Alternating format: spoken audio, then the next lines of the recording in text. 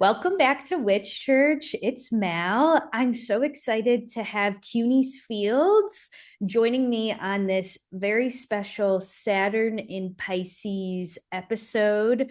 We're going to be unpacking Saturn in Pisces in retrospect, which has been a transit we've all been going through since March of 2023. And specifically, we're going to be focusing in on the Saturn return in Pisces. So we'll give those dates a little bit later, but if you're in your late 20s, early 30s, you probably have Saturn in Pisces and you probably are at the very end of your Saturn return journey. Regardless, if you have Saturn in Pisces natally or not, you'll get something out of our retrospective Saturn and Pisces um, little chat. And Q and I met via the Nightlight Astrology podcast, where we are co hosts once a month. So be sure to check us out there if you haven't already over on Adam's channel. And Q is a Minneapolis based astrologer and the creator of Sensual Noir, where she offers astrology, tarot, and reflective practices rooted in emotional wellness and self discovery. Her work centers on helping people reconnect with their intuition, voice, and creative power through grounded, compassionate, and culturally responsive approaches to spirituality and healing.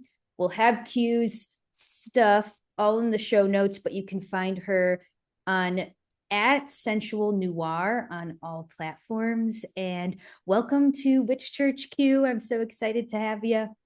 Oh, hi, hi. Thank you for having me, Mal. Oh my goodness. I am very excited to get into it because there's a lot to get into with this. Just like reflecting on all that we've been through as Saturn and Pisces babies here.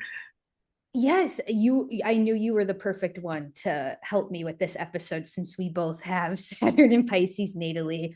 We're counting down the days, maybe 4 more days of our Saturn return at the moment. Oh, So, man. um, yeah, Q, will you let us know your big three? And also, we want to know a little bit more about how you came to your astrology and tarot journey as well. Yes, yes. Okay, so my big three, I am a Gemini sun, I'm a Sag rising, and Scorpio moon with a Scorpio stellium in the 12th house for real. Like I get a little spicy sometimes with that Sag. But yes, I absolutely love my big three. I have been a curious mind around astrology and tarot and really like all things spirituality since growing up. I grew up in the church for the most part, but my parents were young parents.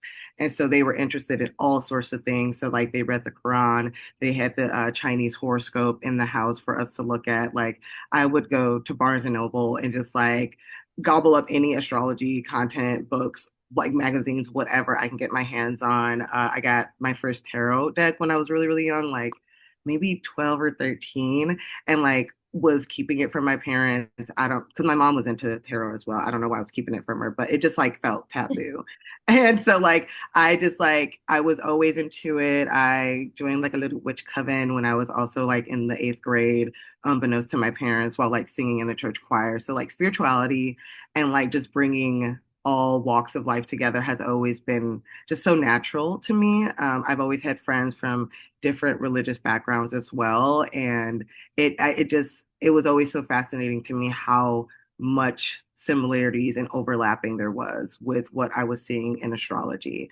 So getting, older and figuring out my various path in life, from career choices, coming across Nightlight about 4 or 5 years ago, and really being like, I want to take this serious. My Virgo Chiron was like, girl, you got to get some legitimacy behind this. Okay, so get some validation from other scholars and go to school and get all the like certifications and whatnot. So like I really started taking my journey serious with astrology and tarot from there, and seeking out any type of courses and like guidance that I could get from amazing astrologers that were already out here. And that's how I ended up meeting Mal in this last year, having taken the courses with Adam and then applying to be part of that horoscope team. So super grateful. So just like my world is so beautiful because of astrology and tarot, and I'm forever on my soapbox about it. Oh, that's amazing. And it always blows my mind how many astrologers have such a rich 12th house because although we associate maybe the study of astrology with more of a ninth house or a Mercury thing, Mhm. um, I do find the 12th house does something, I don't know, astrological. It makes the native really want to dive deep into certain subjects. And Mhm. yeah, it makes sense to me that you would end up astrologer. Yes, very much so. It's that like there's something deeper to life with the 12th house that's just like you got to keep digging. There's so much richness there, and like you have to meditate and go somewhere spiritual and beyond this tangible world. And so I think that that totally makes sense that like astrology, you're looking at the stars, you're like, I'm beyond, I'm trying to get off of Earth a little bit. Like what? I'm trying to be up there with the stars. It's like, what's going Totally. on up there? Yes, yes, especially with us mutable signs too, because Oh, yeah. you're mutable sun like me, and then have that Gemini and Sagittarius too. So it Oh, makes a lot of sense. mm, Speaking of mutable, this is a this is a side note, but I was joking with my students because it's really hard to describe mutable Earth, I think, like and like what that's like. But then at the Bad Bunny Super Bowl performance, they had people dressed like grass. And yes, you yeah. see the meme, and like the grass people were like walking around in order to move Mm. the set. And I was like, guys, that's mutable Earth, okay? No, no, because Bad Bunny has always been tapped in, y'all. Like, look He what he's is. He is. And I bring him up because he is our Saturn doing. return Mhm. in Pisces, like Yeah, queen, yeah, yeah. I think like Like, that was him so finishing up wonderful. his Saturn return. Yes. A beautiful, like, clear, like Saturn making it very, like, known. This is what it is. Yeah, yeah. I loved it.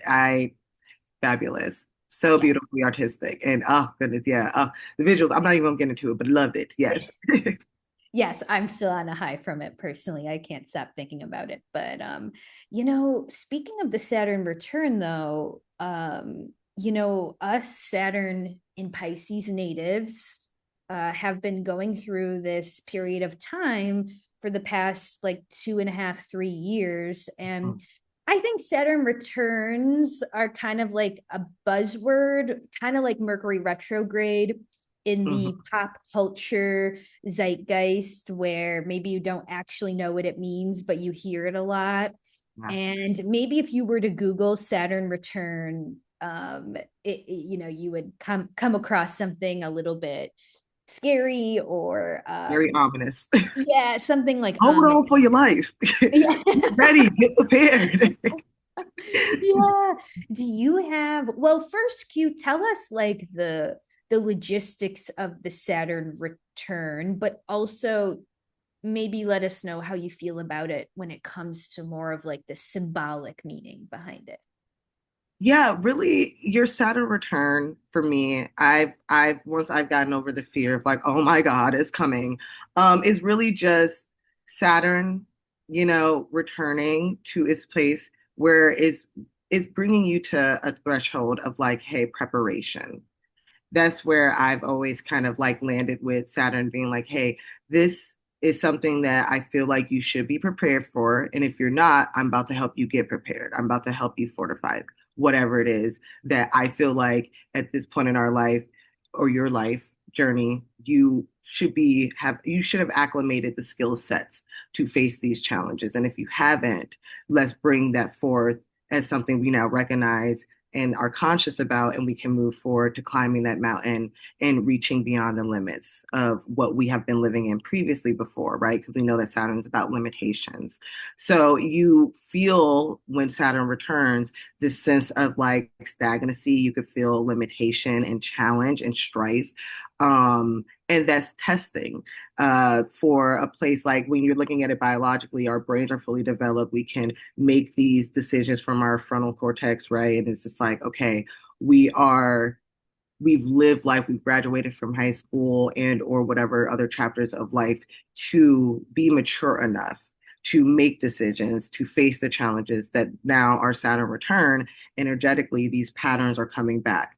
And people like to look at Saturn as karma. Is just like, well, karma is displayed throughout all of our chart, but Saturn works through karma in a different way, bringing time, right? And it's just like, okay, now we are sitting in the specific moment in time, and the realizations of our past actions are concrete now. And now we're working through the concreteness of those past decisions and how we move forward in these patterns, these habits, these self beliefs that we've maybe built up about ourselves, and restructuring it. Saturn is simply returning to restructure, similar to like the what you said, the buzzwords around Mercury retrograde. All that is Mercury returning back and like kind of removing some of all of the noise and getting down to like what actually matters, and how do we go back to the drawing board to make sure that when we move forward again, we're making the right decisions, we're thinking correctly about this, we're planning correctly about this, we're taking action correctly. So Saturn return to me is just like, hey baby, we're at the threshold of this newness of who you could be in the next chapter that you're moving into. And do you have the wherewithal? Do you have the resources? Do you have the plan, the idea, the steps that you need to take to climb this mountain again? Very Capricornian, but then we're moving into Aquarius, where it's just like, you got to think beyond the box that you have been previously moving in with your Saturn return. What you were doing previously before, you really can't necessarily continue on in that way. And Saturn has a very concrete way of bringing our fears to life. And so Mm. it's just like during our Saturn return, I think a lot of our fears are become manifest, and we have to work through it. So yeah, to put it nicely, I'm like, Saturn just comes and fortifies within us what we need in order to be our best selves moving forward. And that is not always a pleasant or comfortable experience. 9 times out of 10 is not going to be. A lot of times when we graduate in life, is not comfortable, but is easier, or we may feel more prepared for that graduation more so than other graduations, right? And so it's just like, yeah, if you ain't been studying for the exams and doing what you need to do, now when the big one come up and it's time for us to all graduate, and you like, damn, I don't know nothing. Like I've been skimming, and now I got all these questions that I got to answer about myself and my desires and what I need to be the person I know my purpose is calling me towards. That's a very scary exam to be faced with, if you feel like you are not prepared. So Yeah, yeah. I love that. That hits me so hard, obviously, like clearly, because I'm at the end of this. But I think before my Saturn return, I heard about this transit, and I'd be like, okay, like during your Saturn return, you're working towards this like big outcome, and by the Yeah. end of your Saturn return, you're gonna have like your castle built out of gold or something along those lines. I don't know, but the way you just said threshold, it really rings true to me, because I do feel like I've been preparing for something Mm, this past 2.5 years, and it's not until after the Saturn return ends, where I really feel like whatever I've been preparing for is gonna show itself a little bit more. yeah. I would But I love agree. I would agree with that. Yeah, I love how you put that. And by the way, for the audience who might be wondering a little bit more about the math, really everybody, the way I think about it is everybody is born with Saturn at a certain degree in their natal chart. For Q and I, we were born with Saturn in Pisces. You could have been born with Saturn in Scorpio or Saturn in Libra. And because Saturn takes roughly 29 years to circulate around the whole zodiac, alas, when you are 28, transiting Saturn will return to the degree that it was when you were born. And some people think the Saturn return is a one-time transit because we mostly speak to it around that late 20s, early 30s era, but we actually will, God willing, go through a second Saturn return around like late 50s, early 60s, and then Mhm. perhaps even a third Saturn return late 80s. So it's not a one time, once in a lifetime thing. You could be having two, maybe three of these in a lifetime. And I just wanted to mention that because, yeah, some people think it is just a one time thing. Oh, nah. If you think about the midlife crisis, I think that that hits around the ages of that second Saturn return. And I think before I really have gone through my Saturn return, like before when I was in the mindset of like, okay, girl, like you're gonna have about 2, 3 years to get your life together. And by the end of the 2, 3 years, you should be rich. You should have your life together. You got your career together. And if you don't, then the second return is gonna really whip your ass. And that's when you go through your midlife crisis and people be like, oh, what's wrong with her? Why is she acting like this? Like, what's going on with Q? And so I was in the like I was like the first one, you gotta get it. If you don't get that first one right, if you don't listen to Saturn's messages, then girl, I don't know what the midlife gonna look like for you. So that's how my mind was thinking. I was kind of like, oh no, no, no, I'm gonna live for both of them. That third one, I hope I get there if I do the first two right. That's it's, Right. yeah. Right. Okay, if we live to the third one, wait, let's just do we're gonna do a Saturn return podcast for our second Saturn return Yes. and our third Saturn return too. Oh, we should definitely do that. And the way technology is going, yeah, we definitely gonna be around for the third one. I feel like, yeah, yeah. Yeah, Hmm. yeah, yeah. Catch us in like in I don't know, 60 Oh my years. goodness. Yeah, you Oh. do the math, friend. Yeah, yeah. Well, and regardless if you're listening to and you're thinking, well, I don't have Saturn in Pisces, will this episode resonate with me? And I would still say yes, because um, Q and I will, address a little bit more about just generally what the collective has been going through with Saturn and Pisces since March 2023. But we'll also do some retroactive rising sign forecasts. Mm. And even if you don't have Saturn in Pisces, you'll probably recognize some themes from the last couple years, depending on where Saturn has been transiting in your chart according to your rising sign. So we'll get into that in a bit. But yeah, let's address the elephant in the room, the very elusive, like a smoky elephant that doesn't actually have a form. Saturn in Pisces, I find, is like the weirdest placement ever. Like, and it's one of the harder placements to talk about Yeah. because you don't really know how to address the planet of limitation and structure in the sign Pisces that is actually kind of like the least material sign we have. I mean, Pisces is kind of about when we give up our meat suit and return to the Mhm. beyond, whatever the beyond may be. So Yeah. to think about Chronos in this vibration, it's hard to wrap your head around, isn't it? Yeah. It's like, how do you capture a dream in your hands? Like, Yes. it's just like it's literally water and you're trying to contain it the best that you can. And the water is like, no, I permeate everything. Like I will get past any boundaries that you try to put on me. And I guess for me, I feel like that's what the experience of the Saturn return has felt like. Like, girl, what is the lesson? Like, it feels like it's coming from all areas of life. And when you think about like Pisces just being the last sign of the zodiac, it is all areas of life. It really is encompassing all that you experience. And Saturn's like, you need to learn lessons on all of this. It felt like in a degree where like, well, depending on like where it fell in your houses, is you could feel that especially. But I feel like the overall theme when I look at the Saturn and Pisces return for people is like we were all kind of dealing with similar themes though, because it was all of life that we were being tested on. It may have fallen in a specific area of life and it was expressed through that, for, like for me, for the fourth house, it was expressed through the fourth house. All the things in my life that I needed to readdress, all areas of life needed to be readdressed through that fourth house energy.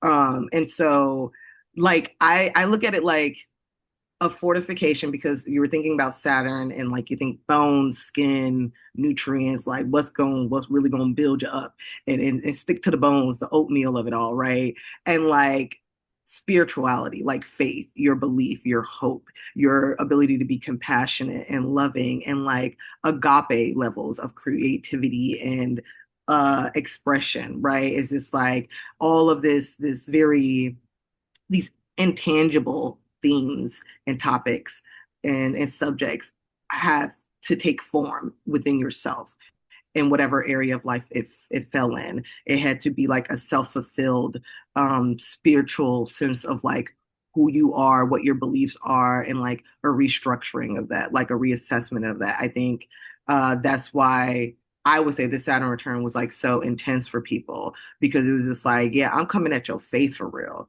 Like Saturn's like, hey, baby, I'm back and I'm trying to see if you really believe what you said you believed in. All these spiritual practices you got, oh, do they really work? Oh, are you actually like satisfied in life? Are you serving from a place of compassion and true love for what it is that you're doing and who it is that you are?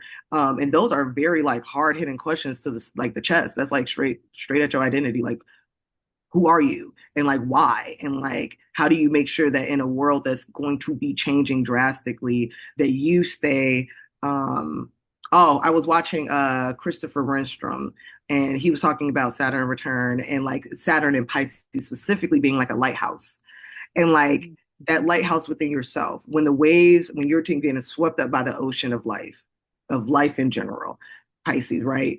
Where's your lighthouse within you where you make sure you get back to shore to who you are, who you want to be, who you're working to be?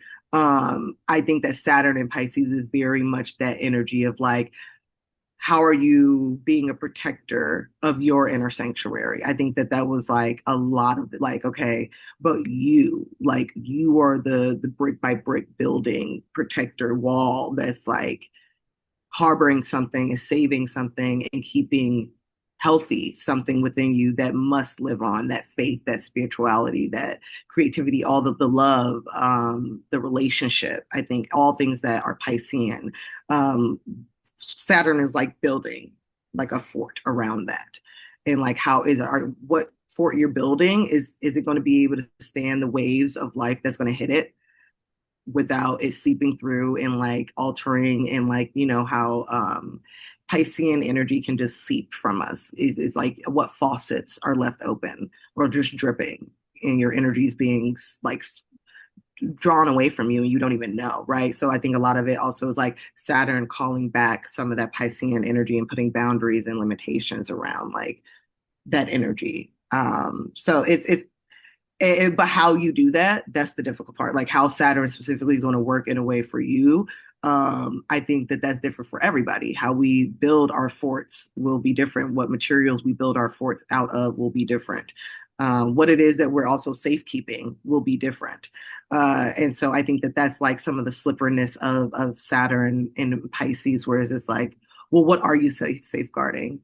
And is it illusions? Is it delusions? Is it lies to yourself that you're actually safeguarding, that you're building up walls for and protecting what the waves of life is trying to break down within you to rebuild anew? You're like actually really holding on to that. I think that with Pisces, there's just so much confusion, so much like you're just moving in the shadows, in the slippery waters, in the dark waves of it all. And without Saturn kind of coming in and saying, hey, that's got to stop. Yeah. That's got to be a real hard pause right here. And like, let's assess this. Let's work with this energy. Let's really break it down. Let the water break the ground, break, how like earth and water. So like let the water kind of loosen up the groundwork that's been built for generations, most likely, within you, beyond your knowing, stories that you carry within your being. This is a very watery transit. So it's just like our bodies are water. So it's just like what's stored in our like actual DNA that we're carrying with us. Christopher talked about that as well. Very great video on that. But just like was really I think it's really like Saturn being like, hey, we gotta filter. We gotta filter out, we gotta systemize what's been working within you and really get rid of what's not helping you anymore. So yeah, hard to describe it. Yeah, it's hard to like really. It's hard. Well, totally. And you did such a good job. And I also heard like threads of Neptune in Pisces in there too, which I think when we're talking about an overarching analysis of Saturn moving through a single sign in 2.5, 3 years, we're also thinking like, okay, well, who's co-present with Saturn? Mm, Or what's the big transit Saturn is going to make with the outer planets or whatever. And for this transit, for the majority of the time, Saturn was sharing his Pisces apartment with Neptune. right. So, that's also contributing even more to this Mhm. watery kind of hard to describe, trying to build a fence in water kind of Yes. energy. And also all of the things that you said about belief systems. I think regardless of what sign Saturn is transiting, I think he has a way of having us get real with ourselves and kind of check our integrity on certain Mhm. things. Yep. And that feels like you put it in a Piscean way, because checking your integrity in a Piscean way is a little bit more like, what do I believe and am I living out Mhm. my beliefs? Yep. So yeah, I think everybody could be kind of becoming stronger in those beliefs that they are living out and practicing what they preach, and a little bit more. 100%, 100%. I think that like the way that the world has been going has been calling for that in a very real way, like a very like, hey, come forth and say something if you feel something on your heart. If like your spirit, because I think that like Saturn and Pisces is like a very soulful experience. And so that's why it's also, I think, so just like heart-wrenching, because it's just like soulful experiences often mean that we're experiencing some level of pain, some level of grief, of letting go. With like Pisces being associated with the 12th house loosely, we can also see themes of like what takes us away from ourselves. And that can be a really painful experience to have like Saturn meet there, especially with Saturn like rejoicing in the 12th house as well. So there's on top of the Neptunian energy that you said there's like all these layers of like, hey, like Saturn is going to be bringing forth your fears. What may feel like is going to completely unravel you and undo you for good, and you will be changed and altered forever after that. There's this like added layer, I feel like, with this Saturn return and this transit, because it's just like, oh, the world around me is not, it feels foreign. It feels very Mm-hmm. like I'm in a liminal space. Like I don't like I'm out of body sometimes with what's going on in my very neighborhood, right? A lot of people are experiencing that, and it's just like, in that, how do I respond to that? How do I take action and live in integrity in this moment in time where like my community calls for me to stand up and say something in a different way? My soul, my purpose is feeling like it's being called to respond and move in ways that it's never moved in before, to make clear what it is where I stand, right? And like what I'm aligned with. So yeah, I think like just on a general tip, people are feeling this transit heavily. Yeah. Pisces is such a like compassionate sign, and it's like compassion that seeps everywhere and into anything and everything. So it's just like how are the people putting boundaries and borders on that compassion, right? And we see how people are definitely doing that in one sense, and how other people are combating that level of boundaries around their compassion and the love that they actually could be giving in this time, but probably aren't. So yeah, yeah, there's a lot with Saturn and Pisces that's just like, oh, we made it, y'all. We got like a week left. We Oh, almost let it go ahead and be in Aries. Go with Saturn, yeah. But yeah, let it go. happy. I'm happy that it's calling forth this fortification of like, be loving, be Yeah. kind, be compassionate, be creative. You know what I'm saying? Be in unionship and community and relation in ways that you've never imagined before. That's a really beautiful thing that we are fortifying our imagination. And imagination is so important for the chapters that we're moving into going forward as humans and society. So like, I think that it's important that we've gone through this transit to like really uh concrete within us like, yo, like this is what you desire, go after it. And now Aries can be like, do it boldly, courageously, but take your time.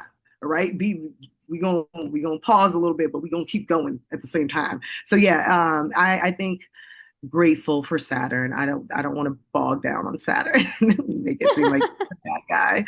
Yeah, Oh, totally. Who doesn't love the time master, I know. the Good old Father Chronos. I mean, but father photos? Capricorn is like very much grandma energy. You know what I'm saying? So we forget that like Capricorn is actually femme, okay? And like very she a tough grandma, all right? Yeah, But she grandma. you make a good point because Capricorn, the sign of rulership for Saturn is sextile to Pisces. Mm-hmm. Yep. So, even though Saturn doesn't have any dignity in Pisces, he's not mad there. Like Oh, he can see his ruler really well. And I think it's part of why maybe these last 3 years have been productive in a lot of ways, even though some people would be like, well, Mal, how could you say that? Like, look at the state of the world. But I guess it depends how you define productivity. yeah, yeah, yeah.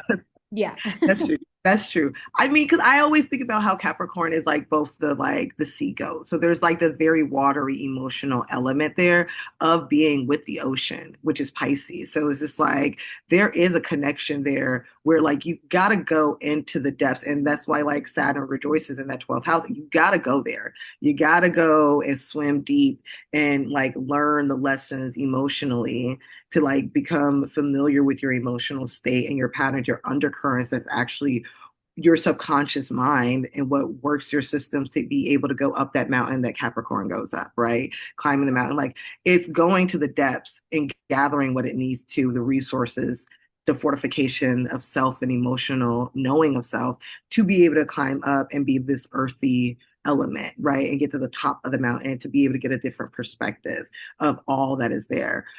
So it's just like I feel like there is a very natural watery connection between Saturn and Pisces that we can sometimes miss because we always think of just like the hardness and the rigidity of Saturn. But Saturn is also like the gateway to the gods. It's very Mhm. spiritual. You know what I'm saying? So it's just like, yeah, you need to make sure you right before you trying to get to the gods. Like, don't be Icarus. Like, don't be, you know what I'm saying? So like Saturn makes sure that like, yeah, your timing is correct, your pacing is correct, you got all the resources you're gonna need to go through and like really sit amongst the gods and be Aquarian about it if you really want to take it there. But like you that don't come easy. So I think that like there's a very like I said, it feels very threshold, especially because it is Pisces. So like we're ending the cycle before Saturn is rebirthed into Aries. So it's just like I think that Saturn and Pisces babies in particular carry like a different type of weight with this return. Mm. But those who, who have felt it with us, because like you said, this was hitting everybody. This is a general transit that everybody experienced. I think we can all feel the weight of the shifts that are happening with this return and these final degrees, especially. Yeah. Totally, totally. And I think that's like the perfect maybe segue for our rising sign retrospective horoscopes for Saturn and Pisces. And again, like you can totally listen to these even if you don't have Saturn and Pisces natally, you'll still recognize the same themes in your own life. If you do have Saturn and Pisces natally, this is sort of like the story of your Saturn return. And of course, it's ultimately your story personally. So don't let Q and I define that for you. But if you're looking for like what were the themes or what did I go through, what was I supposed to learn, or blah blah blah, hopefully Q and I can help you kind of come to some of those realizations. Mm. And I'll put this in the show notes, but essentially, if you were born from basically January 1994 through April 1996, you have Saturn in Pisces.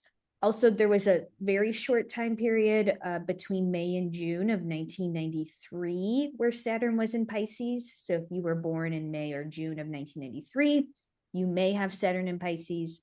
And then for the second coming Saturn returners who might be more like late 50s, early 60s, Saturn was in Pisces from March 1964 until March 1967. So, of course, check your own chart to confirm, but those are the general dates if you have Saturn in Pisces natally. Now, as for the transit as a whole, again, this is the one that applies to everybody. Saturn has been in Pisces since March 7th, 2023.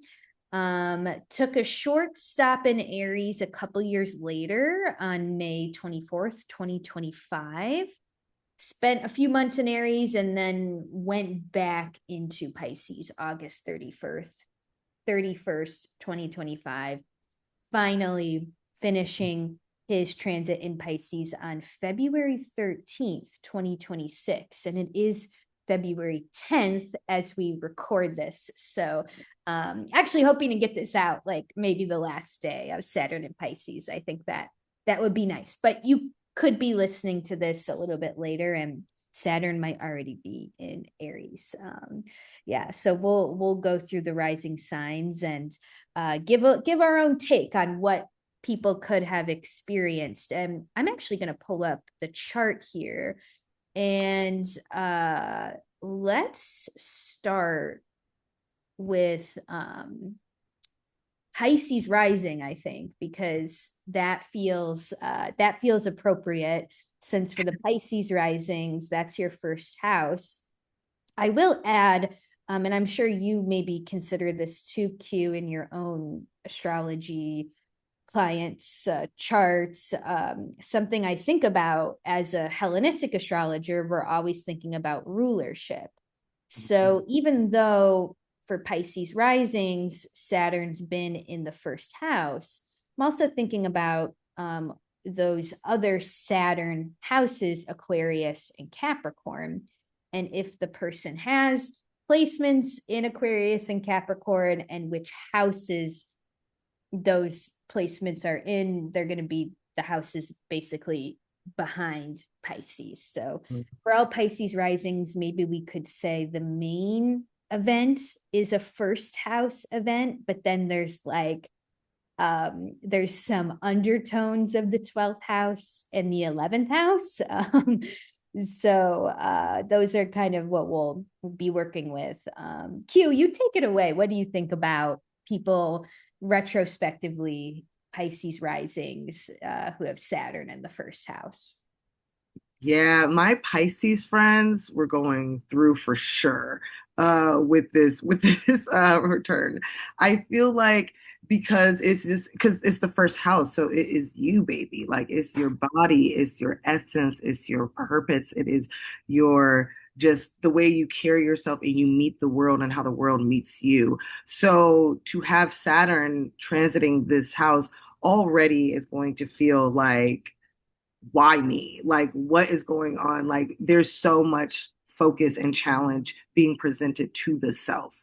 But like Mal said, that 12th house and 11th house is also getting put to work as well during this and really showing you what's those background workings. I like to think of the 12th house as like the backstage to like the play of you. And so what is going on in that backstage? I had a lot of Pisces risings going through like huge major transformations with how people were in relationship to them and how people thought them to be, perceived them to be. And a lot of them expressed feeling like it was their fault for having allowed this energy to kind of like seep out of them in a way and like be received in this very elusive type of manner for such a long time that they realized that there was a lot of reestablishing who they are and then reestablishing the relationship to their body. I think that a lot of it was like the inner backing, the back thoughts, the backstage thoughts of the 12th house and stemming from who they were in relationship with in the 11th house, right? So you're seeing that like, oh, I'm finding that the people that I'm friends with, that I'm acquainting myself with, that I have grouped myself to really affects the way that I think about who I am and how I'm in relationship to the world outside of me. And that changing in the 11th house, those slight, like just minute changes of like who you want to align yourself with.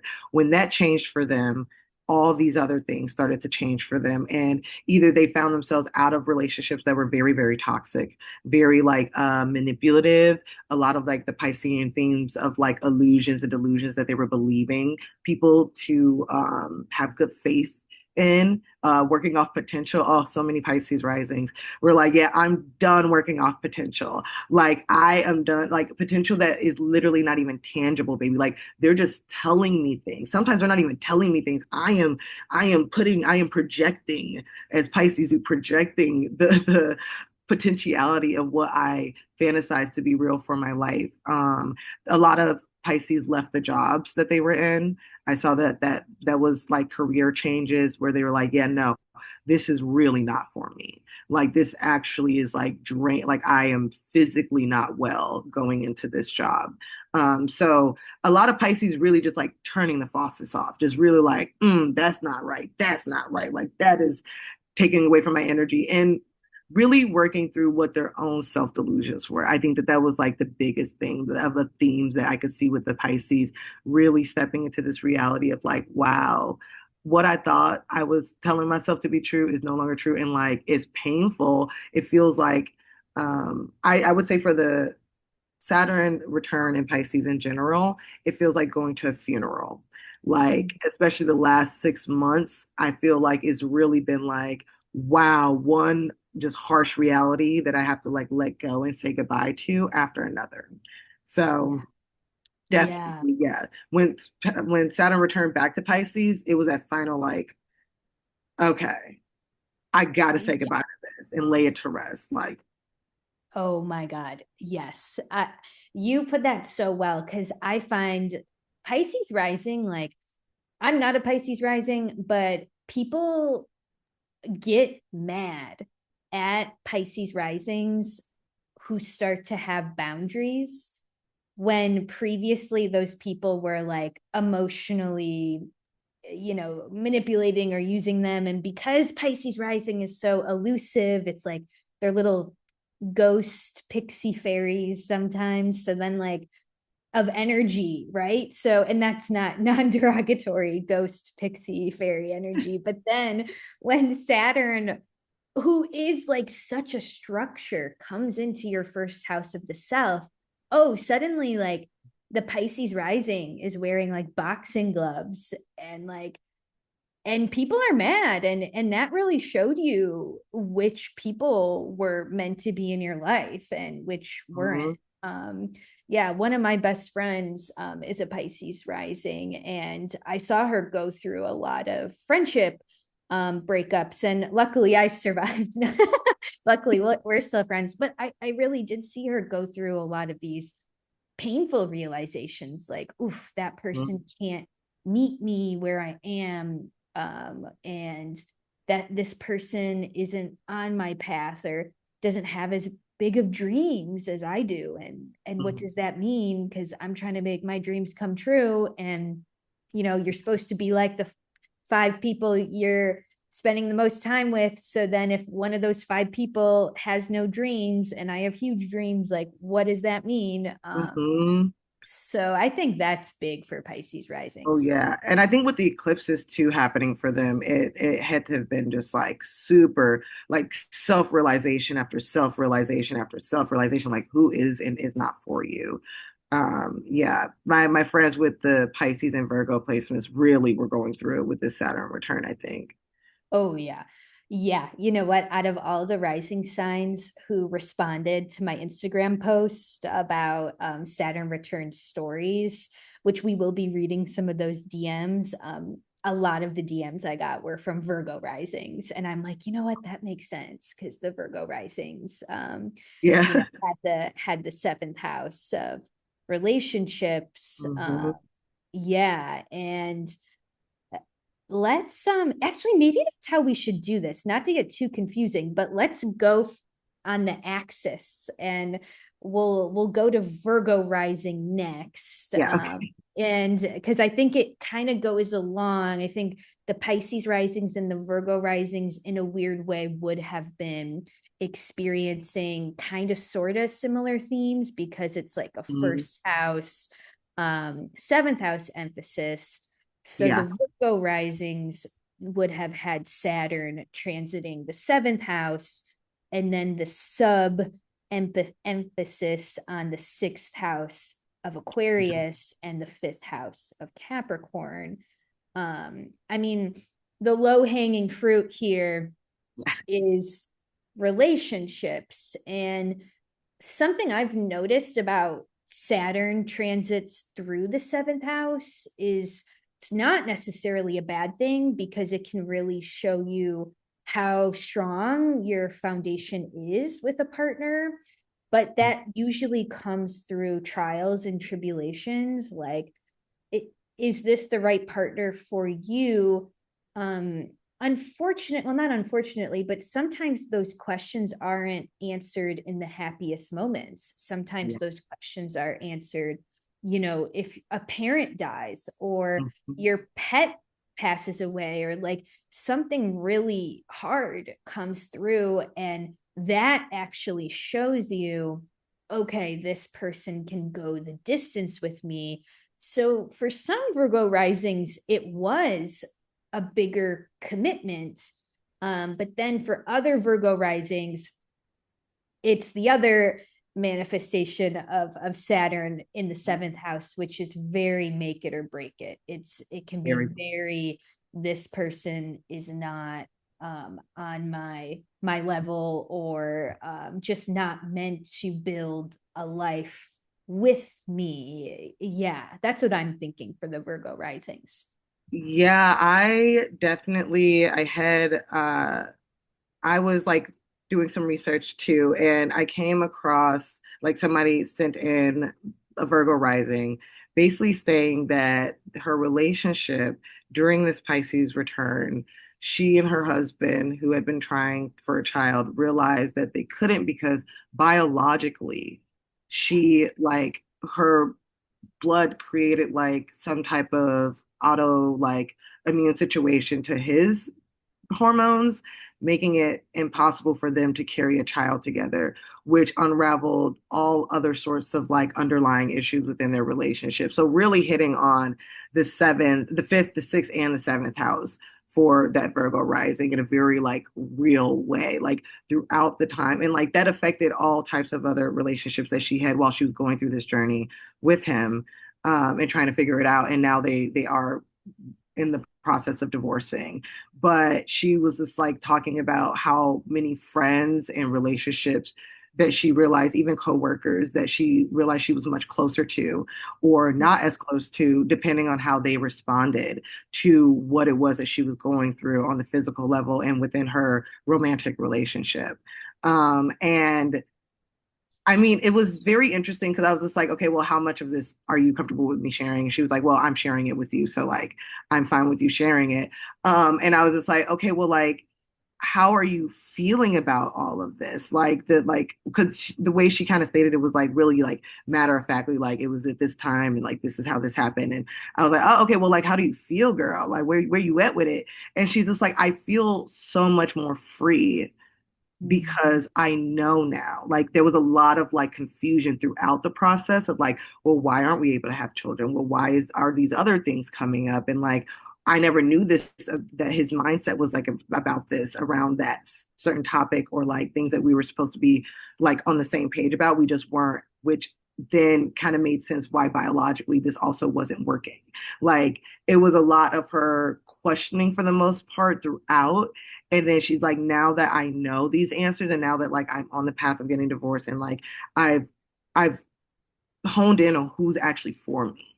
And like I know my safe spaces, which again, Saturn in Pisces is like your sanctuary. So like she's found new relationships that feel like safe havens for her, like safe spaces. They're her sanctuary.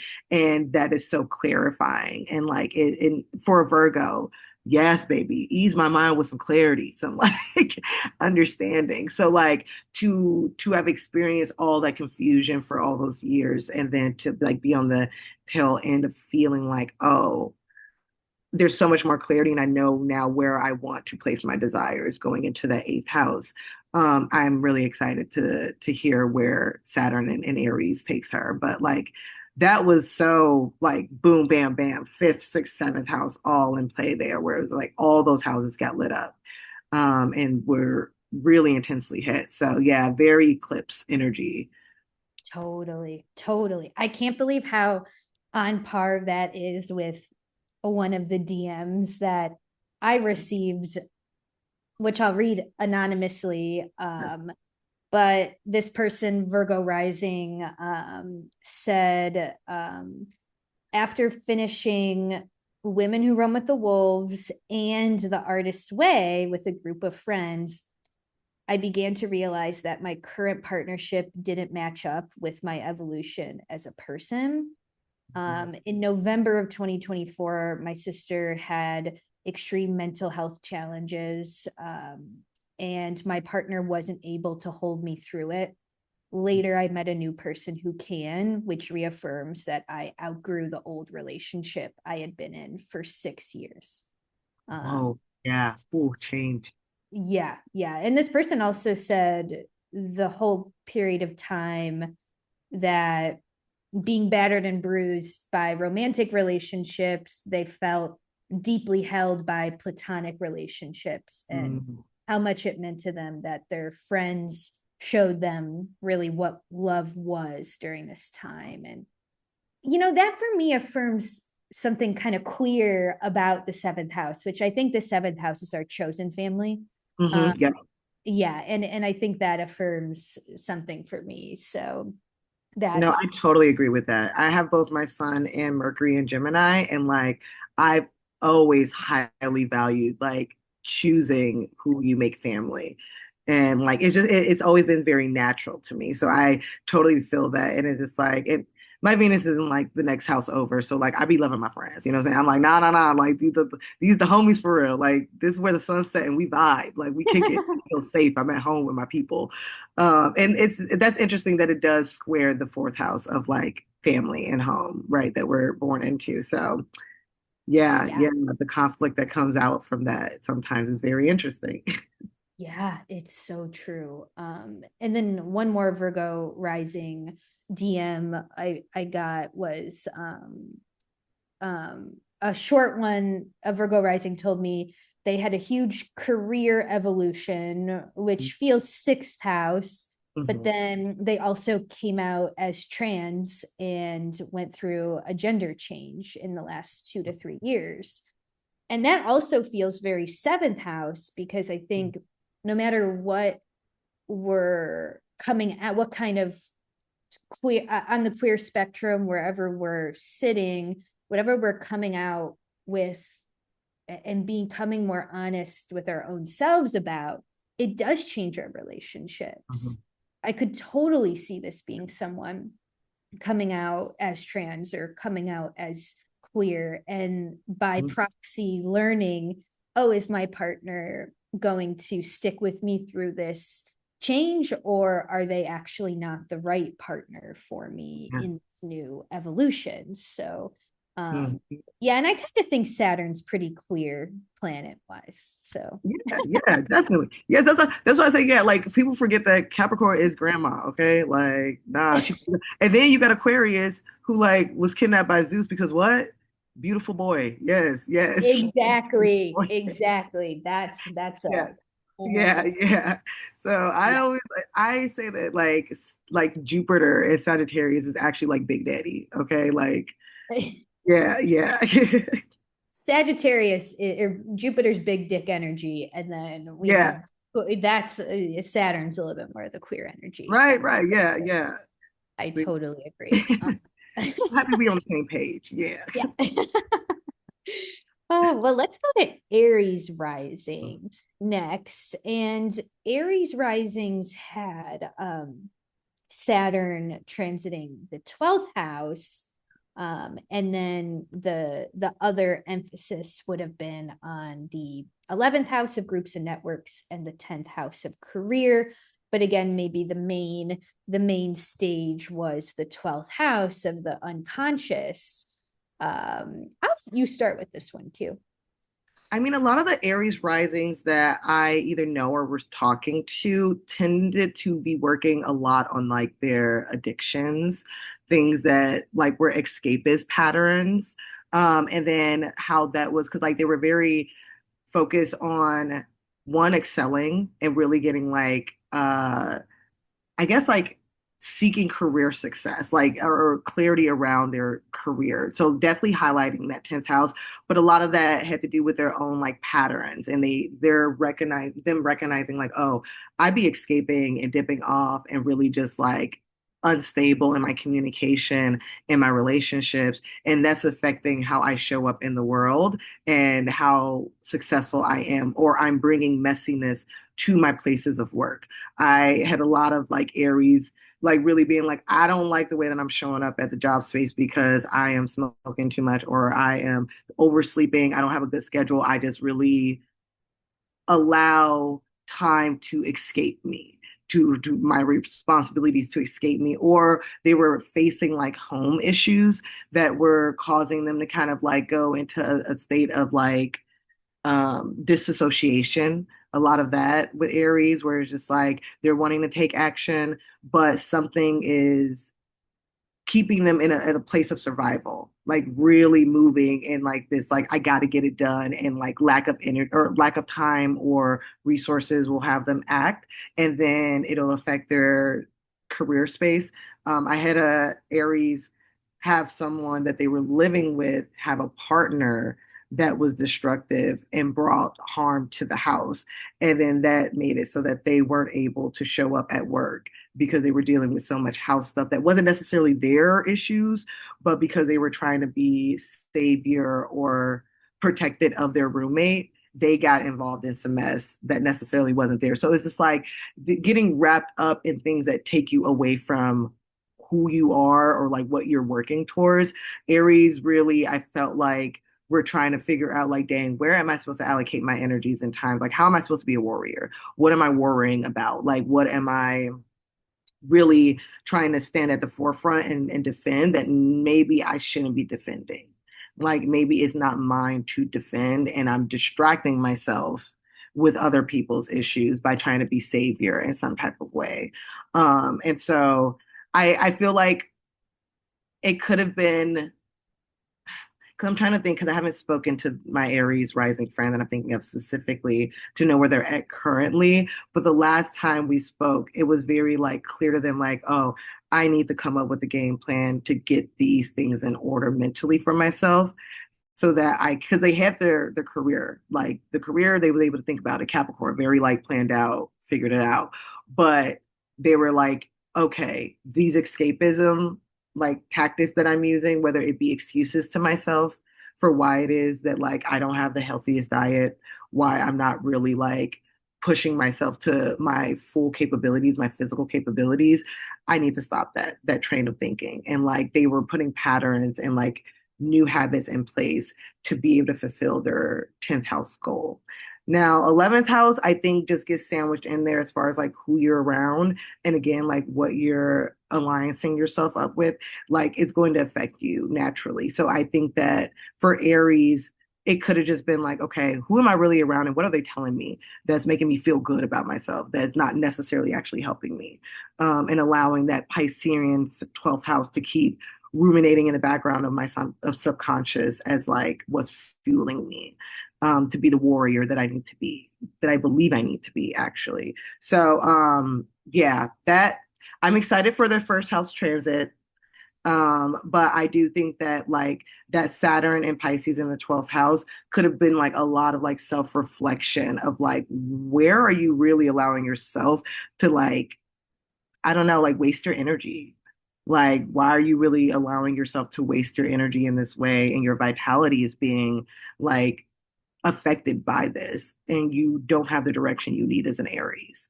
So them getting that tightened up in their mental space and their spiritual practices and the ways that they're actually being in relationship to self and a undoing that is healthy for them, I think has been really important with this transit that actually like really rebuilds their ability to show up as who they are as an Aries and take the action that they need to.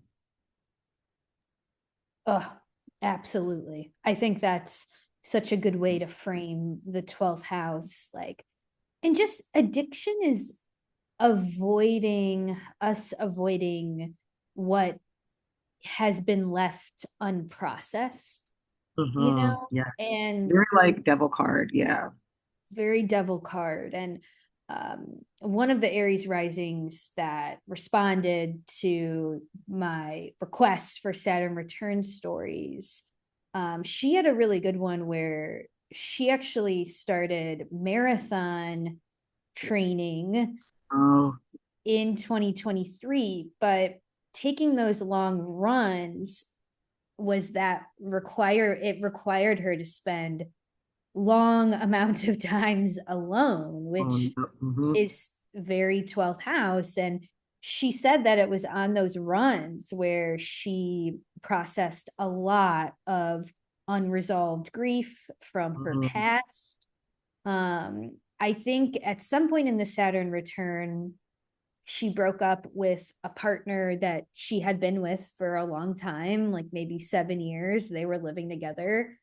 Yeah. And for temporary time period, she leaned on the support of a friend letting her stay in their other apartment, which is very 11th house. Yes. Yeah, now this Aries rising is dating again and opening themselves up to other partnerships, but I think it really was like the running and the dedication to the marathon training that gave them the time and the space to maybe unpack the things that had been stuffed down, because I Yeah. think the 12th house is very much the stuffed down kind of stuff, Yes. you know. And I got a DM from a different Aries rising that said, my Saturn return began right as I graduated with my master's degree in a job I really liked, using my art and writing skills. But over the course of the Saturn return, I entered a giant depressive period, isolated myself from my entire group of friends. But that also allowed me to discern who my true friends were. I spent 9 months unemployed, started working a shitty job, got laid off. A few months later, my grandmother passed away. And finally, in September 2025, I decided that I am leaving the States and going to move to Australia. I'm going to leave at the end of February, which is Wow. right at the end of my Yeah. Saturn return. So, yeah, there are all of the 12th house themes like Yes. mental anguish and loss, but also maybe clarity on what we truly want. Mm-hmm, mm-hmm.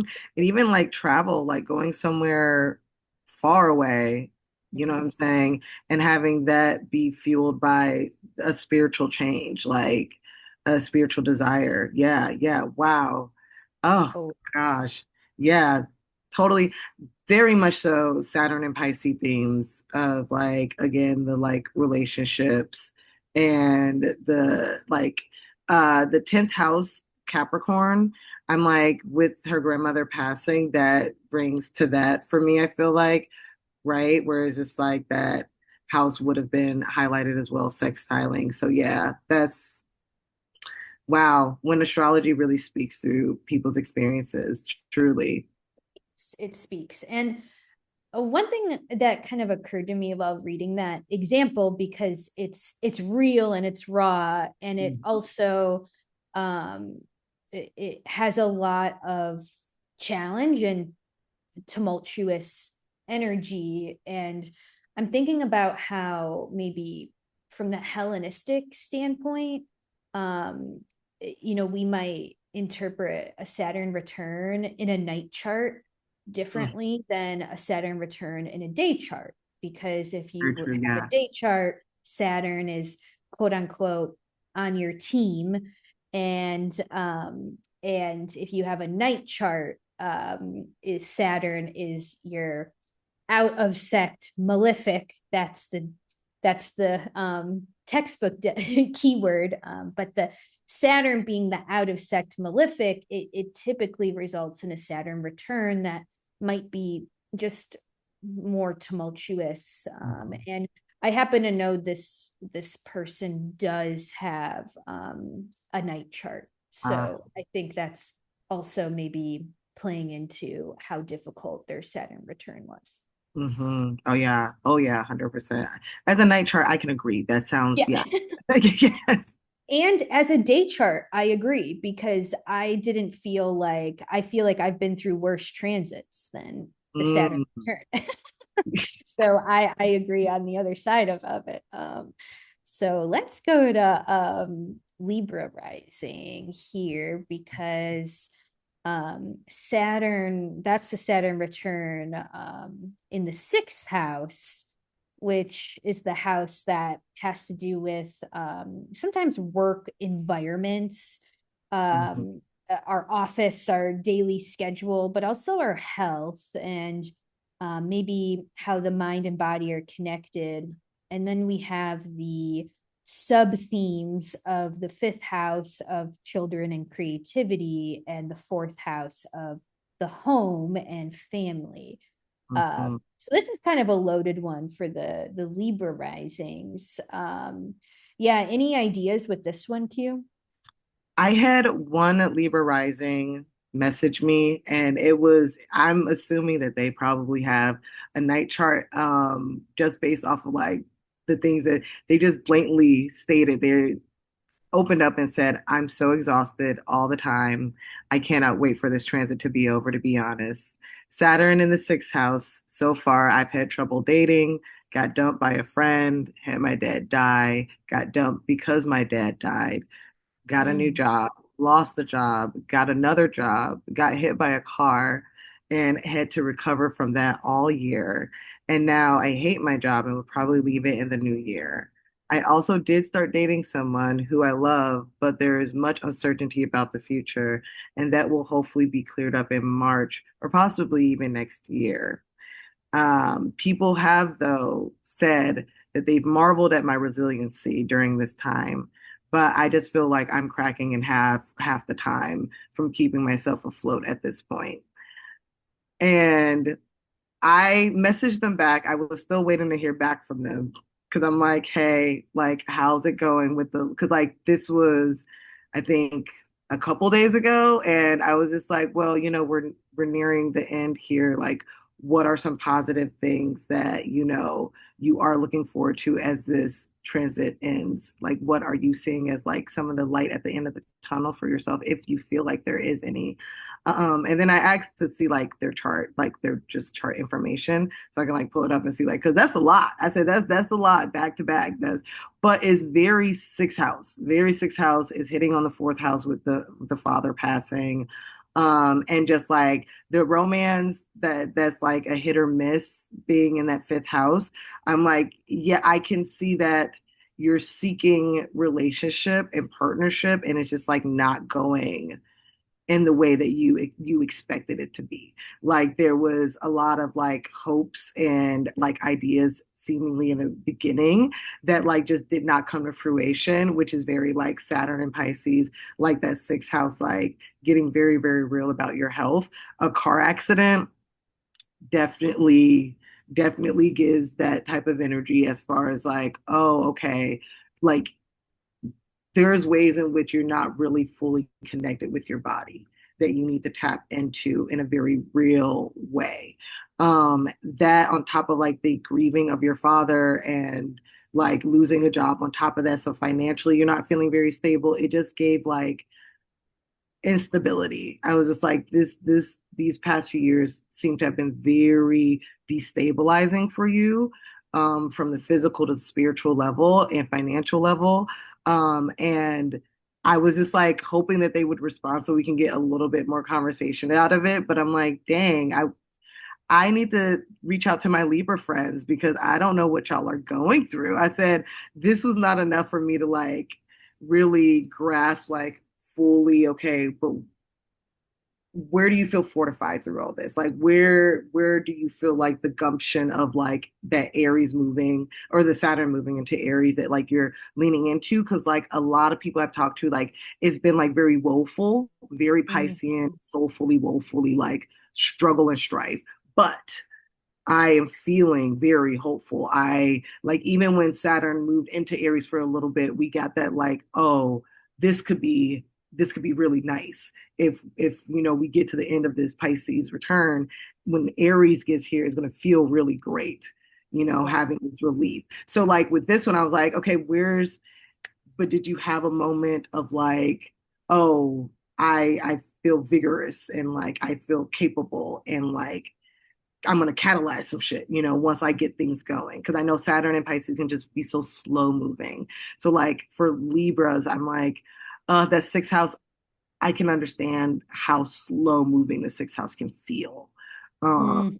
just like with that Saturn there, yeah, the loss of companions, whether that be pets. I was also thinking of that because for Libra rising, I'm like, yeah, that falling in that house of like your companionships and those you are close with and work with on a daily basis that are part of your daily routine, such as it could be your dad, right? For this person, it was. So it's just like, yeah, Libra. I was like, oh my God, I'm interested to see what Mal has for Libra because that Totally. really kind of shook me, and I'm like still waiting to hear back from them. Like, Oh, right. Oh, God. Well, it's interesting because yeah, I think a lot of themes about like disempowering situations and what we do in those situations to hold on to mhm, our integrity, our sense of self, and our sense of hope, even, I think, because the sixth house can really throw us for a loop with situations that don't feel like, oh, this is my you know um like the beginning of the Barbie movie where Margot Robbie wakes up in the Barbie house and is like, when I wake up, like it's not like that in the sixth house. Like it's the no, opposite of that. Like it's like you're waking up and you're kind of in hell a little bit, and you're like, slapping the alarm clock. It's like, ah, yeah, you're like, what do I do? Now, the Libra rising that I heard back from gave me a lot of good tea with this Saturn return. And she the Saturn return started in 2023. She left a really high paying corporate job that she hated and felt disempowered in.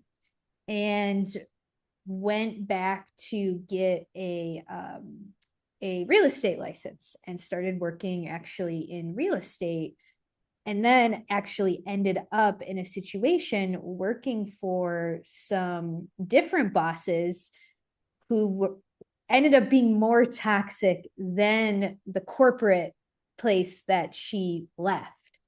And I'm like, oh, that's so sixth house, like the Yeah. toxic relationship between boss and employee. And then she had to leave that job. And finally, now she's in a situation where she did follow her gut, and she's doing a lot better career wise now. And she's with a more aligned boss, but it didn't come without a lot of turmoil. And through the stress of it all, she developed some kind of skin condition that was kind of like undiagnosable, that went away after she was less stressed out. But I say this all the time. The sixth house is like Mm. a stress rash. It's like how the body manifests mental stress. So Mhm. I'm hoping for the Libra risings. You're feeling just more empowered going forth, and I hope things balance out. And again, this is probably more specifically for the Libra risings who've been going through a Saturn return, although I wouldn't be surprised if some Libra risings with heavy Pisces placements might really resonate with some of these themes. Mhm. Yeah, no, no, totally agree. Funny enough, actually, my sister doesn't have Saturn in Pisces. She has an Aries, so hers is coming up. But she's a Libra rising, and she also got a skin rash that was undiagnosable, that was on set with my nephew going to school for the first time, like from him going from homeschool to like going to actual school. So that fifth house again Yep. of his children. So like in home. And like we could not figure out what it was, like just a random rash, skin rash all over her body that she got. And like we were like stress, like just like you said, the mental capacity of change. Yeah, yeah, for Libra risings. So just in general, not even Saturn and Pisces. Yeah, totally. And I think Pisces, I think a medical astrologer said this once in a lecture. I can't remember who it was, but she said Pisces is hard to diagnose. And I'm like, I think Pisces placements can resonate with that, but I also think Libra risings can resonate with that because they have the sixth house in Pisces. And it's true. Like, how do you diagnose what is not real, or like, not that Yeah. your stress isn't real, but I should say what is not tangible. Mhm. It's hard Yeah. to diagnose what is not tangible. Yeah. Quantifiable by our scientific measurements. Yeah. Exactly. But let's move on to Taurus risings.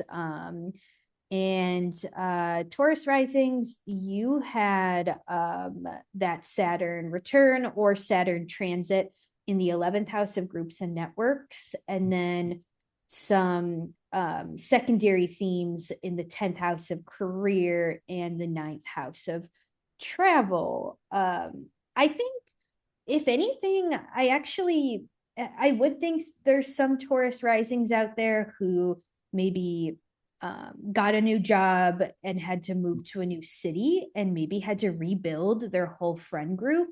I could see some kind of like rebuilding in the realm of friendship and networks that might have Mhm. happened. I think a Taurus rising could have totally switched career paths where they had a bunch of connections, let's say in one realm, but then once they switched to a totally different company, or just a completely different career path, they had to make a bunch of new connections. I'm kind of getting like a, how did we start from scratch in the realm of networks and groups? And of course, this could have been felt on a more personal level with like your friends, and maybe there was a friend group change or a mix up or a disruption in your own friend group that didn't necessarily leave you friendless or even leaving the group, but maybe someone else left the group. Um, this kind of feels like a bachelorette party gone wrong or something for some Taurus risings. Yeah, Yeah. that's kind of what I think about. What do you think, Q? I know a Taurus rising that got married and then ended up moving like abroad, like afar, and ended up like realizing with that move that a lot of their friends who they thought were their friends weren't necessarily excited for them about the move and like revealed a lot of just um like disgruntled feelings with the relationship that they had essentially. But in the midst of that, they also ended up getting a new job because, of course, they went somewhere else and had to reestablish a life with their partner in this foreign place. And it being quite difficult for them at first to really find a place where they felt like themselves, like they could show up and be their full selves in this new place. But they are settling it out. They've made new friends in these new environments because I think they're like the couple seems to travel. It's not like they're stationary anywhere. And I think that that was the issue with the friends and family was that like they weren't agreeing with the lifestyle that they decided to live for themselves. And so with this new partnership and the new change in location and career, they've just been having a lot shift and change for them. And that's been the most destabilizing thing for them is realizing like, oh, my friends and family that I thought had my back all this time don't actually support the way in which I want to live my life. And them having to like reformulate their belief systems around what they feel is true. Because like that ninth house, as far as like them feeling like, oh wow, like I felt like I could always build my life in this type of way, and people would always kind of be there to support me, those who I've always trusted. But when I fell in love with my partner, cracks started to show up. And then getting married to the partner, deciding to make this major life change, people really came forth and was like honest about their feelings and opinions about it. And that seemed to really like just shake the foundation and core of this specific Taurus rising. So them working through that over the past, I would say their partnership started before their Saturn return. So a lot of the issues they were starting to see going into their Saturn return, but then it really exploded during it once they got married and decided to like make the decision to leave the United States and like travel abroad. Um, that's when it seemed like it that's the most challenging portions of their Saturn return was making the decision to like marry, move, and just figure out their lives and their careers from there. A lot of people thought that they were making the dumb decision to leave a really good paying, secure job. And them being Tauruses, that was difficult for them to rationalize for themselves. So to have their closest people to them kind of like negate their wishes and their desires and like all their dreams and stuff like that. Piscean vibes is like, I'm tender about my creative craft and my art and my abilities to live off that. How dare you? So I think that it was a lot of them having to secure within themselves that like their desires were valid and to go after those hopes and beliefs. And really like figure out for themselves through their own experience of travel whether or not this was true for them or not was a major. Yeah. Oh, that makes so much sense. And yeah, I think you really tied in well the ninth house undertone, the foreign travel, the relationships. What you said almost reminded me of some time I spent living in a foreign place. And, you know, there were, I was with some other Americans in a teaching program. And when I got back to America after that year, I felt like no one knew who I was anymore. I felt like no one could understand my experience. And to Yeah. this day, I still feel very attached to some of my friendships I have from that experience, the other fellow American English teachers, because they are literally the only people who can grasp what we experienced that year and also knew me in that experience. Like none of my friends, none of my family actually saw me up close in person that year. Yeah. And there's something about this Saturn return that reminds me of that. Like, Mm. um, who embraces you when you come back from your dream trip you saved for 5 years to go on this dream yoga retreat to Bali for 2 weeks, and you like come back, like who embraces you and like who brushes it off? Or like I think Mhm. travel does change you. It changes your Yeah. perspective, and I think Taurus risings could be sitting in that in some way. Mhm. Yeah, yeah, no, 100%. Oh, I totally agree. Yeah, those experiences are so particular and special. Yeah, it is hard to explain, like, hey, no, you don't understand. I've been through a journey. I'm changed. Don't you see Right. the change? Treat me accordingly. Like, Right. Like, yeah, you don't understand that the neighbor made me eat durian and then I threw up in the bush. like Like, but they won't look at like my homies were there for that. Yeah. right, right. Like you didn't see that, but like my friend saw that. Yeah, exactly, exactly. I love it. Well, and across the street from the 11th house is the fifth house, and if we Mm, want to pivot to Scorpio risings, yes. this has been a fifth house Saturn return slash Saturn transit, and Hmm. with the undertones of the fourth house and the third house. So whew, yeah, those Scorpio risings, I think for those of you who do have children, I think that theme could be really, really challenging. And it could actually have nothing to do with the child itself, but maybe a co parenting situation.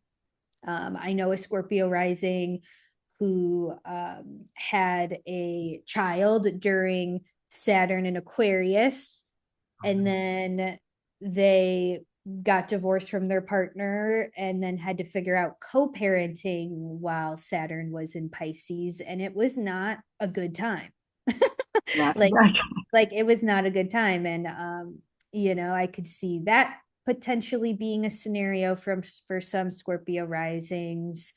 Other Scorpio risings might have faced some challenges with their children. Maybe your child was having a tough transition between schools, or moving through a depressive episode, or some kind of health struggle that you weren't sure exactly how to parent them through. So I think there might have been something along the lines of how do I be the parent I wish I had, but also the challenges of parenting, and how no parent is perfect, and how we make mistakes. And I'm speaking more again to the Scorpio risings who have children. Of course, this transit still applies even if you do not have children, but yeah.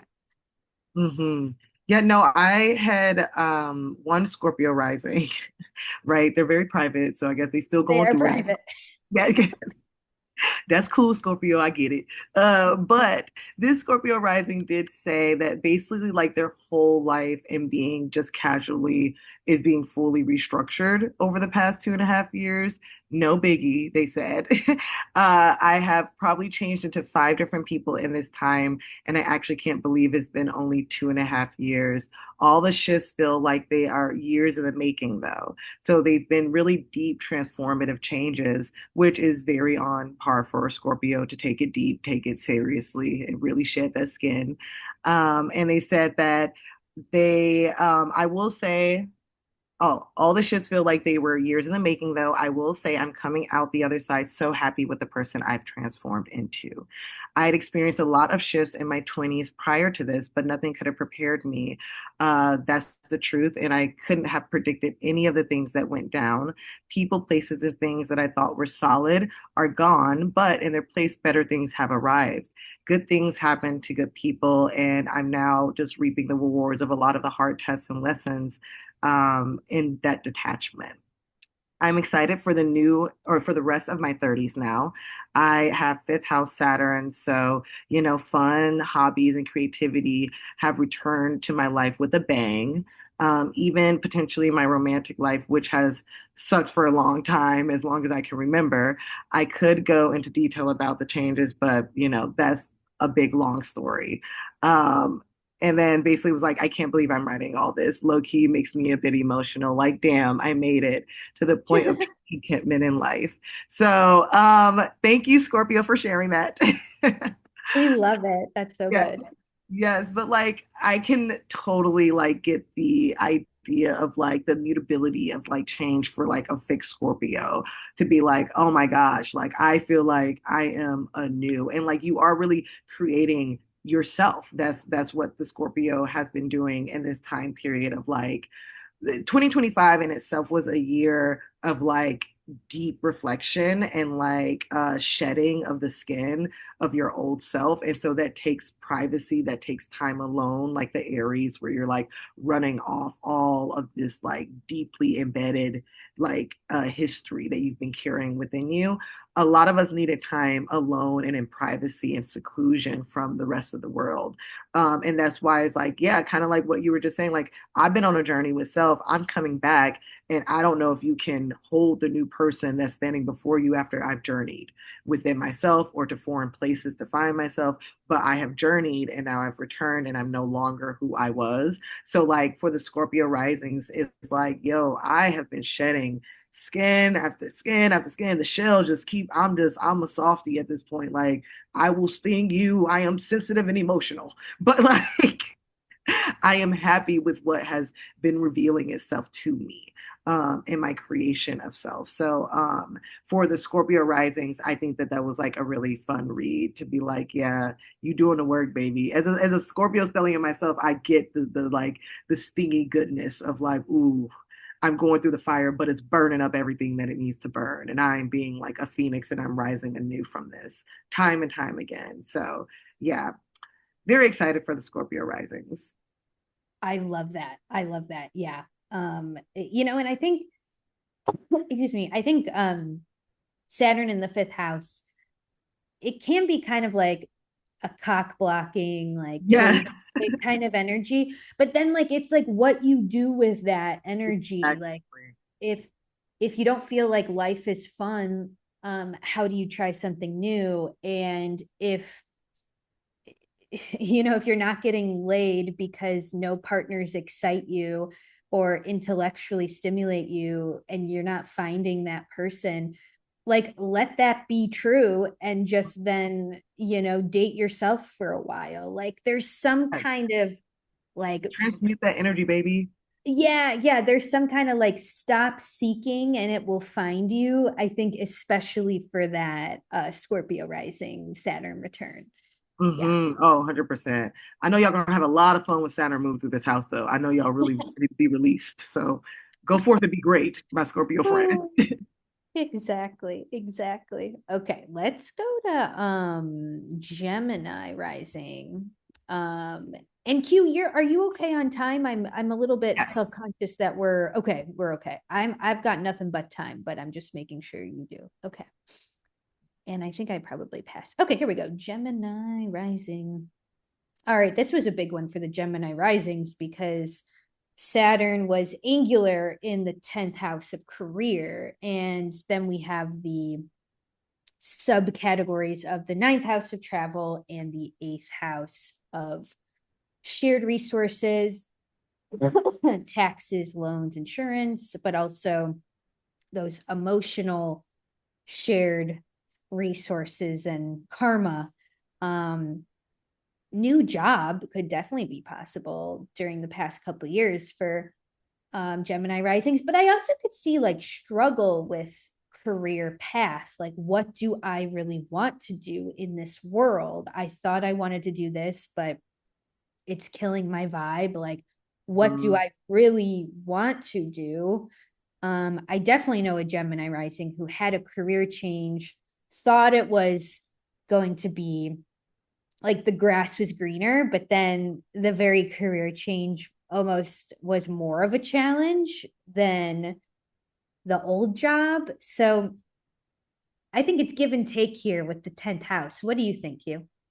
no, you're totally right. The Gemini risings that I know, it was definitely like a stagnancy in their career. Like they felt like, whoa, like full on red light stop. Like I don't know why I can't reach past a certain goal post that they either had, or they were laid off unexpectedly and for a reason that they did not know why. Or it was a lot of like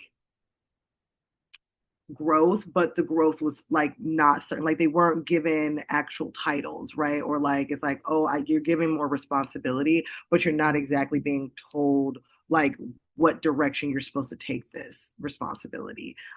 So for a lot of the Gemini risings, I really just saw it mostly affecting their career. And then, of course, like if you are being told by somebody that, like, oh, I want you to be a part of this like huge project. I want you to do this, that, and the other, but then you're not really given a lot of direction or understanding behind it. Or like communication is not clear about like how much money you're about to get paid. Your eighth house definitely about to get lit up. Like, hey, what is owed to me from the work and the investment and the relationships that I have been creating and forming. So Geminis really probably were looking at like, okay, what relationships do I have?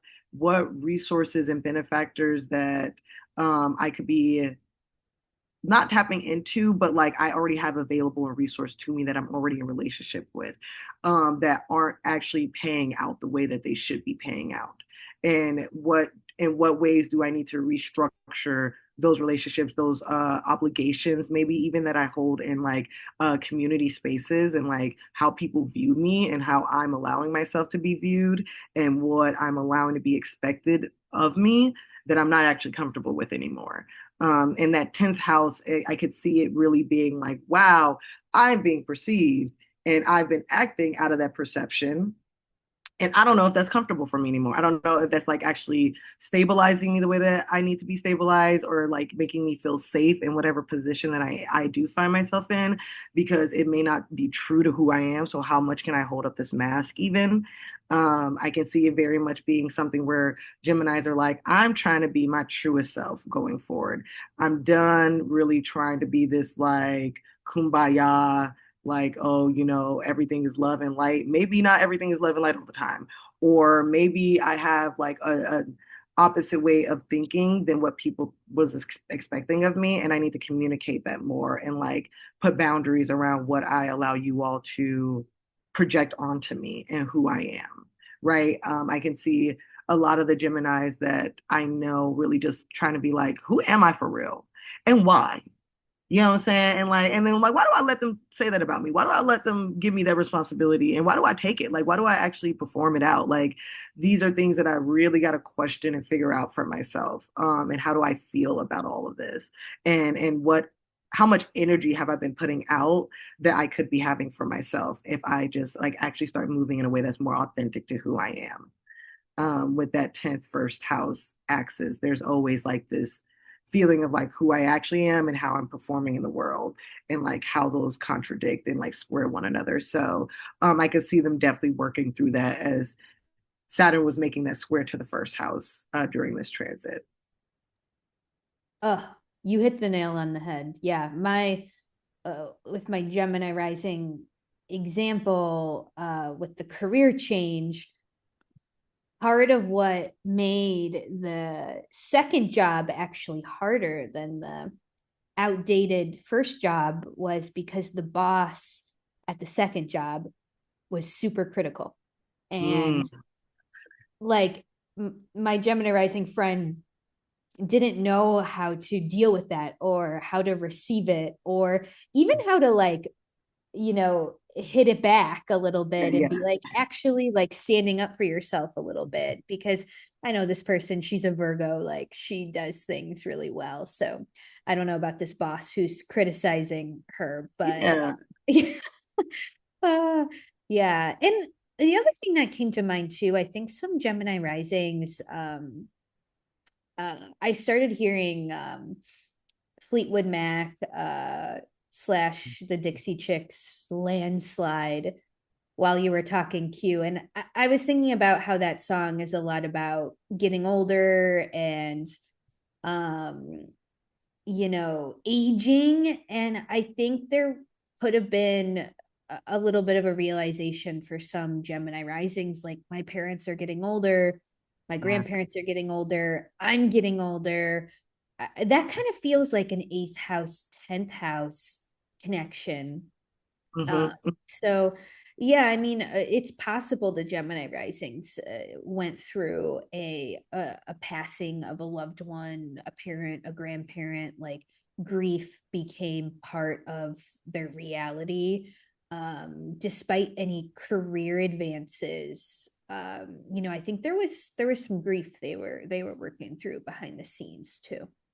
Oh, 100%. My partner's a Gemini rising, but Saturn in Aquarius, but his grandmother just passed a couple weeks ago.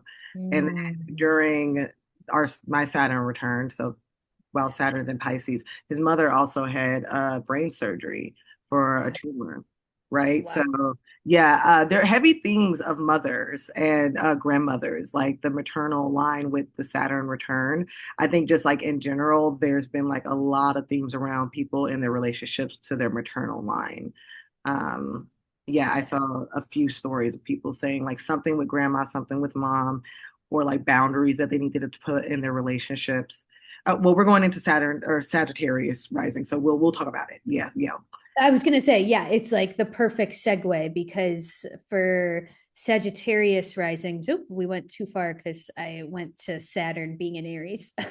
Oh But my, yeah, yeah, yeah, but hopeful. we wanted to see it. We needed to see it. Right, right. But yeah, Sagittarius risings, like you said, could also kind of have this theme of the ancestors in a different way.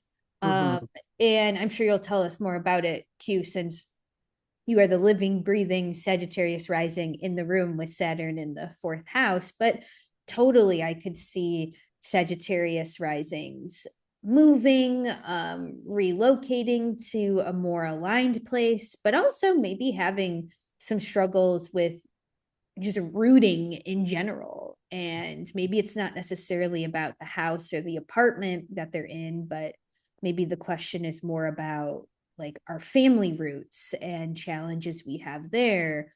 Relationships with parents, that shows up in the fourth house. And then siblings are in here too, with Aquarius in the third house, and then finances with the second house. So yeah, Q, share as much as you feel comfortable, but yeah, whatever you want to share. Oh, yeah. It's been fun, is what I would conclude with. As a Sagittarius, I gotta keep it optimistic. So, I feel like I said in the beginning, like where I was preparing myself for the Saturn return. So I remember telling my family like 2, 3 years before my Saturn return was coming up, I said, "Hey, I just want to let y'all know. I know I'm about to go through something with y'all. I know that we about to go through something together as a family unit because it's happening in my fourth house, and that's y'all. That's where y'all be at, okay? All right." And then my siblings, I said third house. Hey, like y'all gonna be in the mix as well. So I had it in my head for quite some time, like, oh, family, and I'm the eldest of 6 girls. So like I already have always been like very like, okay, family, like what's the job that needs to get done with family? What is my responsibility in family? And before I even knew about like my placements with Saturn in the fourth house, I think that I just always felt this huge weight of responsibility and like anchoring. Like I have been described as like really cold when it comes to my family. There's always been like a distance, I think, that has been felt within the household of me just like keeping my emotions very like structured, very like, oh, in order to communicate what needs to be communicated, no emotions must be involved in this. So that could be my Scorpio placements as well. But the Saturn in Pisces, I think I have always kind of felt like just like limitation within family in the household. I grew up with strictish parents. Like I wasn't able to sleep over at anybody's house, and like I wasn't able to just have boys up in the crib or nothing like that. Like it was very like, hey, this is a girl household. No boys allowed. Like you're not sleeping over at nobody's house. We need to know the parents. What after school activities are you going to be in? Like just very like structured, but chaotic at the same time. So with my Saturn return coming up, I knew I was like, okay, karmic patterns are about to come up that we're gonna have to address as a family. No more escapism. My family deals with addiction as well, so I was like, okay, I know something around that's gonna come up, and it just so happened that my father passed. I want to say 2021, and my Saturn return started right in 2023 with March. So I had some years of like, okay, I think this is what we're going to be working through. I think these are the themes that like I'm going to have to be like really focusing myself on. But to be honest, the Saturn return came and I said, "Oh, my family always been crazy. This ain't no normal, like this is a normal regular, I can handle this, like this nothing." And it was very hard to tell exactly what like roots and what like ancestral work I was going to get into. So I was like, okay, is it spiritual? Am I like supposed to be tapping into like my spiritual sense of self and grounding and like what fortifies me and like roots my chart and it makes it stable enough to handle what I'm facing through the grieving of my father passing. Then me and my mother were not that great. So like there's a lot of maternal energy there that like Saturn came in and was just like, hey, you got to sever this relationship. Like you got to kind of got to go no contact.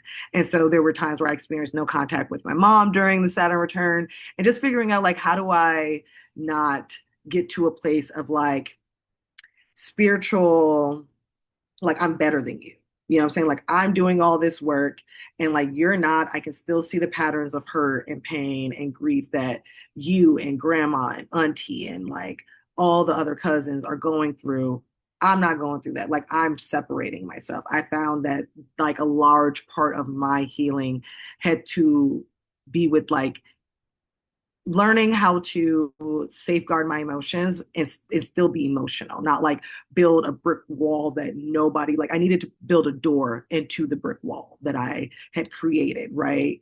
A window to really let life in and to like allow myself to get to a place of compassionate love and like understanding for grandma, for mom, for auntie, and get to a place where I'm not scared and I'm not bringing forth my fears because Saturn does like concrete our fears. So like my fear of rejection from mom, from grandma, from auntie because of my lifestyle, my fear of them thinking that I'm not a spiritual person and whatever that means, right? So having to restructure and fortify within myself a sense of pride and understanding and love and compassion for my own spiritual self and then therefore extend that to them has been like huge, right? And I am still not in communication with my mother yet, but I have reached out to my grandmother and my auntie and just like within like the last since September, yeah, since September, I have been in communication with grandma, haven't spoken with her in 10 years. So that was like very like Saturn was, and I've been feeling Saturn say like, girl, address this. Like, reach out to your grandma, reach out to your auntie, like, start building these family bonds because you have the knowledge, you have the faith, you have the hope, you have the love, you have the spiritual knowing of self, and that you have a lighthouse. They don't have a lighthouse, maybe. You know what I'm saying? And then, like, who are you to keep the light source to yourself and not be the lighthouse for your family if you can be? And, like, I've learned what my capabilities are and what my capabilities just simply aren't right now and what is my responsibility and my karma to work through my karmic patterns and habits of being in relationship with family, of being in relationship to spiritual self, and being rooted in my own sense of home. I think that it's been a real restructuring of like what safety, what home is within the self, and how I build that out and create that for other people as well, who I feel comfortable and safe with inviting into that home. Once we've communicated. So like me and my grandma were doing a great job, you know what I'm saying? She's a Cancer, she's a little spicy. So we keep it cute, but we're keeping it consistent. We're very much so building the intentional bonds of communication and relationship to be able to heal whatever generational things that are still festering under there. So the fact that like I've opened up these channels in the last 6 months, like we said in the beginning, at the end of your Saturn return, the castle isn't built. The funds aren't all there, but you're starting to see like, oh, what I was afraid of stepping into this, it's not so scary. Like I actually have the capability to be the loving individual that I know that I am. And I can extend that to family who has hurt me and has passed down stories of trauma, but I don't have to take those trauma stories on as like my personal story.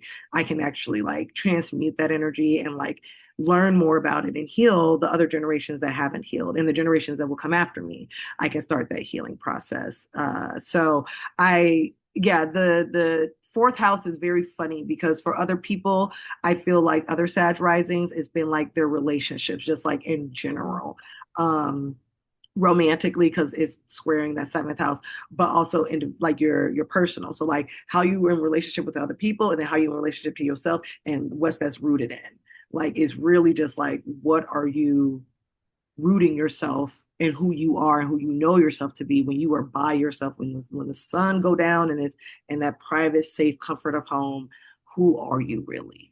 And are you happy? Are you content? Are you loving who you are when you're like in the depths of that space? I think that that's been the most like, oh wow, yeah, us Sagittarius, and it has to be so self-led. Like we got to point our arrow and decide a point of direction and shoot the arrow there and like go. And I think that like this whole transit has been like, hey, none of this wishy-washy stuff. None of this like, oh, it feels good, so I'm just gonna kind of go with it because it's vibes. I'm a vibey girl. No, baby, choose a direction, blaze your arrow that way, and just take on the journey and see what you actually feel about that journey. And those people that you're taking on the journey with you. I think that that's been very like reflective in not only my return but other Sages that I've talked to, where it's just like, oh, I feel like I have to take direction of my life and it's like my responsibility. Like, I gotta actually do it. And like it's exciting, but like so scary because like, what if I get sad? Because I don't actually like it. Like Yeah. Yeah. Oh, wow. You're not the only Sag rising who's reported kind of like situations with like going no contact with parents, mhm. or like Yep. maybe taking a break or like a period of separation from parents. And like you're really shining light on this Saturn, although Mars is a little bit more about separation. Both, I think, both malefics have those sort of I'm leaving themes. And like I think maybe the Sag risings did really need to separate from the family of origin. However that looked for some of you, it did look like a hard boundary, no contact or whatever. And another Sag rising, I know, her whole family lives and is from Chicago, and she chose to move with her husband to a brand new state. And Mm. like the family at first was like, why the heck would you do that? Like, Yeah. oh, everybody's here in Chicago. And Wait, now Chicago, she why you leave it? yeah, yeah. And I think she really needed that separation to find herself in a new way and know who she was. And yeah, I'm just thinking about the gift sometimes that space gives us, especially from our families. And like you know, you're able to like return potentially to those spaces in a better way, in a more grounded way with yourself. Yeah, yeah, exactly. Because I mean, I've always been very like I like to be very strong. And like Mm. Sagittarius in me, I'm a man for real. So like I really be like, hey, like let's get to business. Let's talk. Let's like communicate. And I've been called like heartless by my sister. Like and she'll be like, oh my gosh, were you born with like no feelings? How do you just like handle the family drama the way that you do?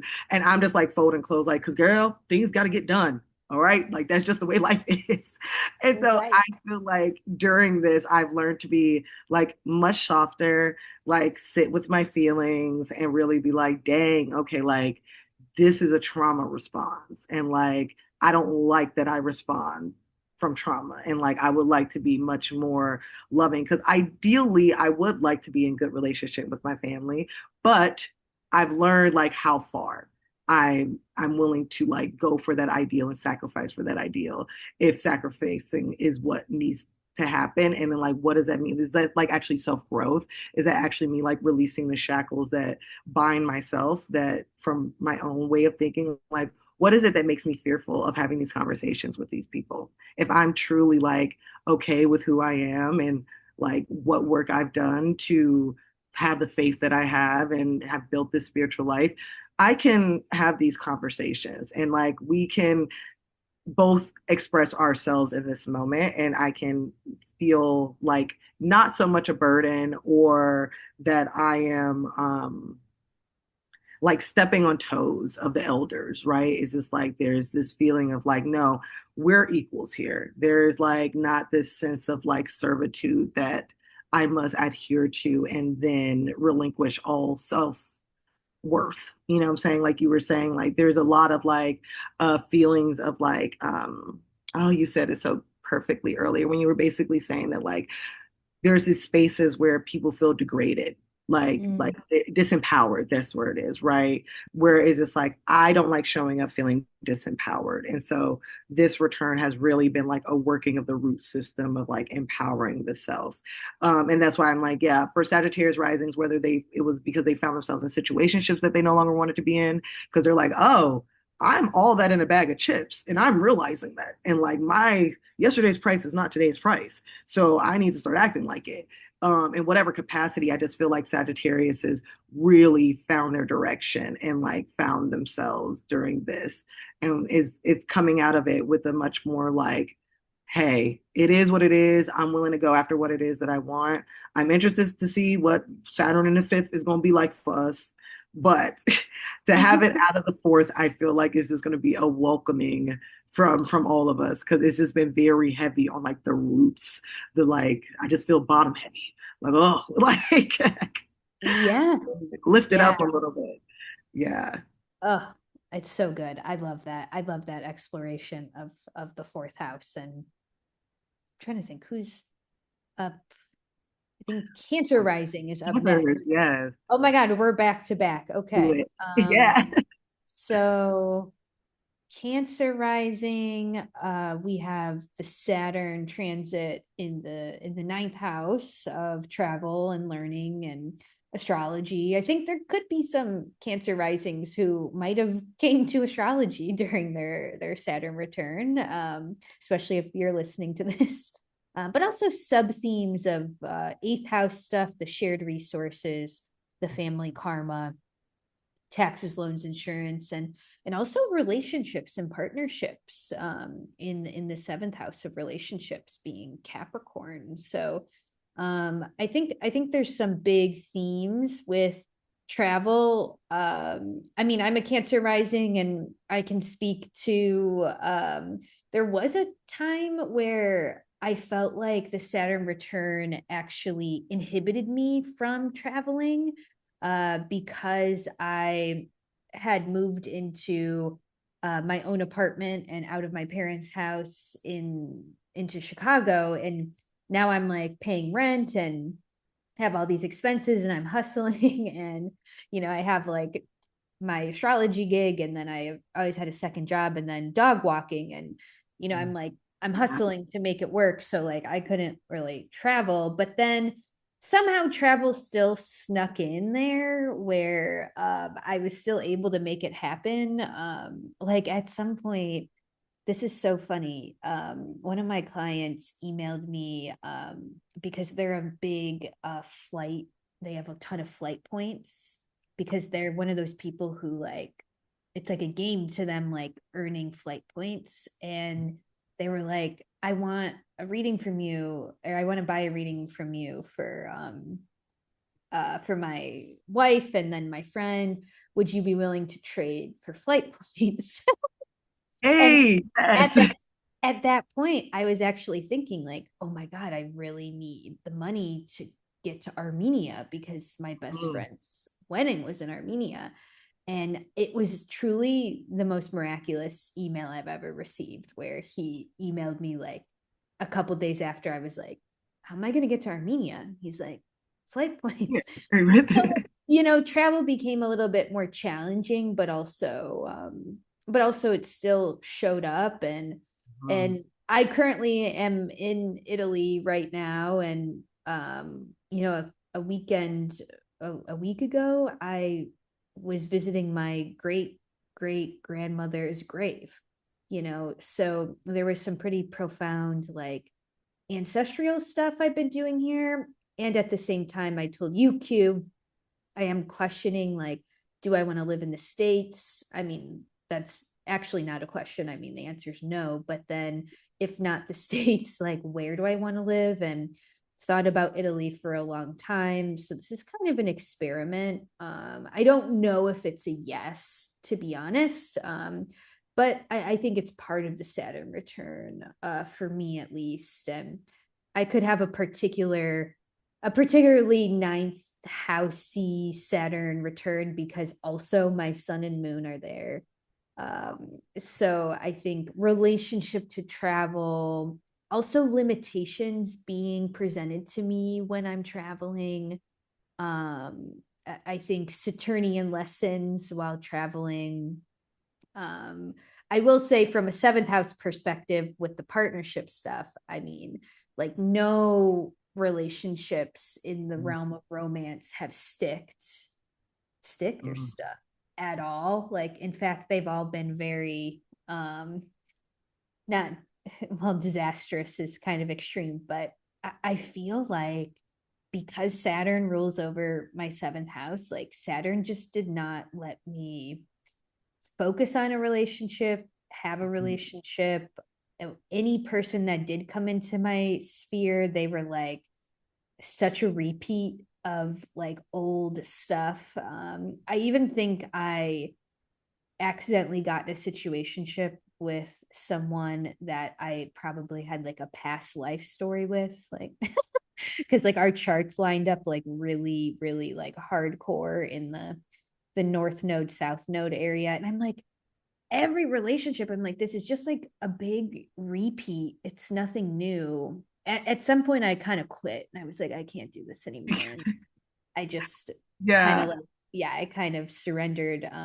Not that I'm particularly a huge romantic relationship oriented Mm. person to begin with, but um, yeah, so that's a little bit of my tea. I want to know what maybe you think of this combination, Q. Oh my goodness. No, I mean, I hear you with the seventh house energy as far as like Cancer risings. Yeah, my bestie's a Cancer rising, and we got in our relationships at the same time. So we would have both been like 11 years into our relationship, but she got married about 6 years ago. And this year on Thanksgiving, they got divorced. Ugh. Like, just like the lies, the delusions, the illusions, the projections of what you thought they were. Everybody, the whole friend group, shocked. Like she's shocked, we're shocked. We had no idea that he was up to the nefarious things that he was up to.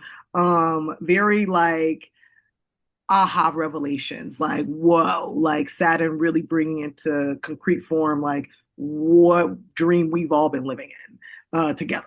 So very much like that ninth, eighth, and seventh house, because of course they're married. So then we're thinking about the shared finances.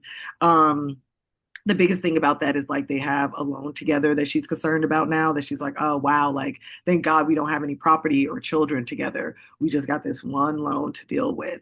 But like she was the financial like carrier of that relationship. Come to find out, he's making more money than her. This whole time we had no idea. Like very eighth house secrets, like this what is, and she did give me permission to share all this. I asked her, I said, girl, what are you comfortable with me sharing? She said, all of it, girl. Just let the people know. I said, oh, okay, well, we're not gonna get into all the tea, but I will let you know. This person definitely like was like, wow, shock to the whole group. Like when our belief systems got changed and switched around, and like that ninth house was really shaken up for her. I think that what's interesting though, when I tell you it happened on Thanksgiving, by the end of the year, she was moved into another spot, another home. Like, yeah, she was able to get basically all her financial things in order outside of this loan. And she, like, I want to say, like, the week of it happening, she sent us like a New Year's Eve flyer to go out partying. And we was all like, dang, girl, yeah, we buy tickets. We got you. Like we gonna be there. We shaking hands together. Like what? We shaking off the bad energy. But like it was very like she was very like okay, like I'm a spend time crying about this and like having my world literally be turned upside down because she in her mind was considering having kids with this man. Like her last few like little sessions with her therapist was talking about moving forward with him in a very real way. And to me, I was like, oh, his mask could not keep up with the like severity of like Saturn concrete, like making concrete her plans, right? And her dreams and her hopes, because she was making changes. She's changing her daily lifestyle. She has new habits of self-care. And so like she was already on this trajectory of just like bettering herself through her own belief systems and like her own philosophies around life. And she was considering going back to school. So very ninth house. The ninth house, she was working on it in a very like slippery, like she wasn't really intending to like better herself so much that her husband would want to leave her because of it. But she was like building these blocks in the background, just very like on some low key Piscean energy. You don't really know about it, but she's doing it. And then he was on his own doing some Piscean energy things and the secrecy and the illusions of his own privacy, right? And those things came together in a very real way where it's just like the whole thing blew up. And she has now been catapulted into like another trajectory and reality of self-building, with all these new possibilities. So like the ninth house has expanded in ways that she wasn't even imagining before. And her eighth house is also expanding because now she has all this other money that she was previously pouring into a relationship that she now can pour into herself. So her resources is changing based off of her relationship changes. Oh gosh, a lot of her family came out and either showed their ass or supported her in a really great way. So she also was figuring out in real time, like, who are actually my friends? Like I thought I had a structure and like system and family, and like I'm realizing these people are really not for me. So the seventh house definitely was lit up in major ways. And now she's able to explore her sexuality in a different way. She's very excited. Like, I can't wait to go out and have a little girls' time with her. Like, we really like gonna have a little kiki. Like, it's great. Like, I'm very excited for her, the dead weight of that relationship and all that it was that she was like pouring herself. She is a double Cancer Virgo. So like Virgo moon, right? And so I was like, baby, it's time for you to mother yourself. Like you pour all that self love and care and nurturance and working off potential off of you, off of your potential. You are the mother and the child. Okay. You've been mothering him, mothering his children, and all the things. Girl, now is your turn, is you. So I'm very excited to see like how that ninth house continues to kind of like expand and grow. And then like what stability she gets career wise as like Saturn moves into that 10th house and really like formulates tangible success and newness and life for her in that 10th house. So yeah, y'all cancers, I feel like y'all had a lot y'all was working through that those three houses Oh, for sure. yeah, that's such a good story. And it almost, your reflection too with your friend, it almost reminds me a little bit of like the Virgo rising with the Pisces in the seventh house of relationships. Like it could have gone, it could have gone more the way of me and Q's friends, where relationships like didn't work out or revealed themselves to Mhm. be like uh not as tangible as you thought. Yes. Or I also could see some Cancer risings really committing and being like, no, this is the person for me. Mhm. I could see that go both ways with Saturn. It's the make it or break it. Yes. Again, that threshold. Like, are we doing this? Like, are we doing this? Because I will birth it in Aries. Okay. So, like, if you say you signing your name, are you sure? Exactly, exactly. Yeah. And one more theme I'll mention about the ninth house is learning. So I think whatever the Cancer risings, like the course you took, the classes, the special interest you dived more into, like that was really important. And don't discount the importance of it, even if you think like, oh, I'm a tech bro and I took a pottery course, like how is that going to help me? Well, yeah, it did. And Yeah. don't talk about your special interests like that. Like you Yeah. should, Yeah. This is soul work that you're doing. Okay. All yeah, right. yeah, exactly, exactly. And we'll go to the Capricorn risings. And the Capricorn risings, this was a Saturn return in the third house. So the third house, I call it like the junk drawer house, no offense. But it just feels like there's so many miscellaneous things in there. You've got siblings, but also themes with like writing and media and podcasting. And I could see a Capricorn rising coming out with like a YouTube channel or a Substack or writing something.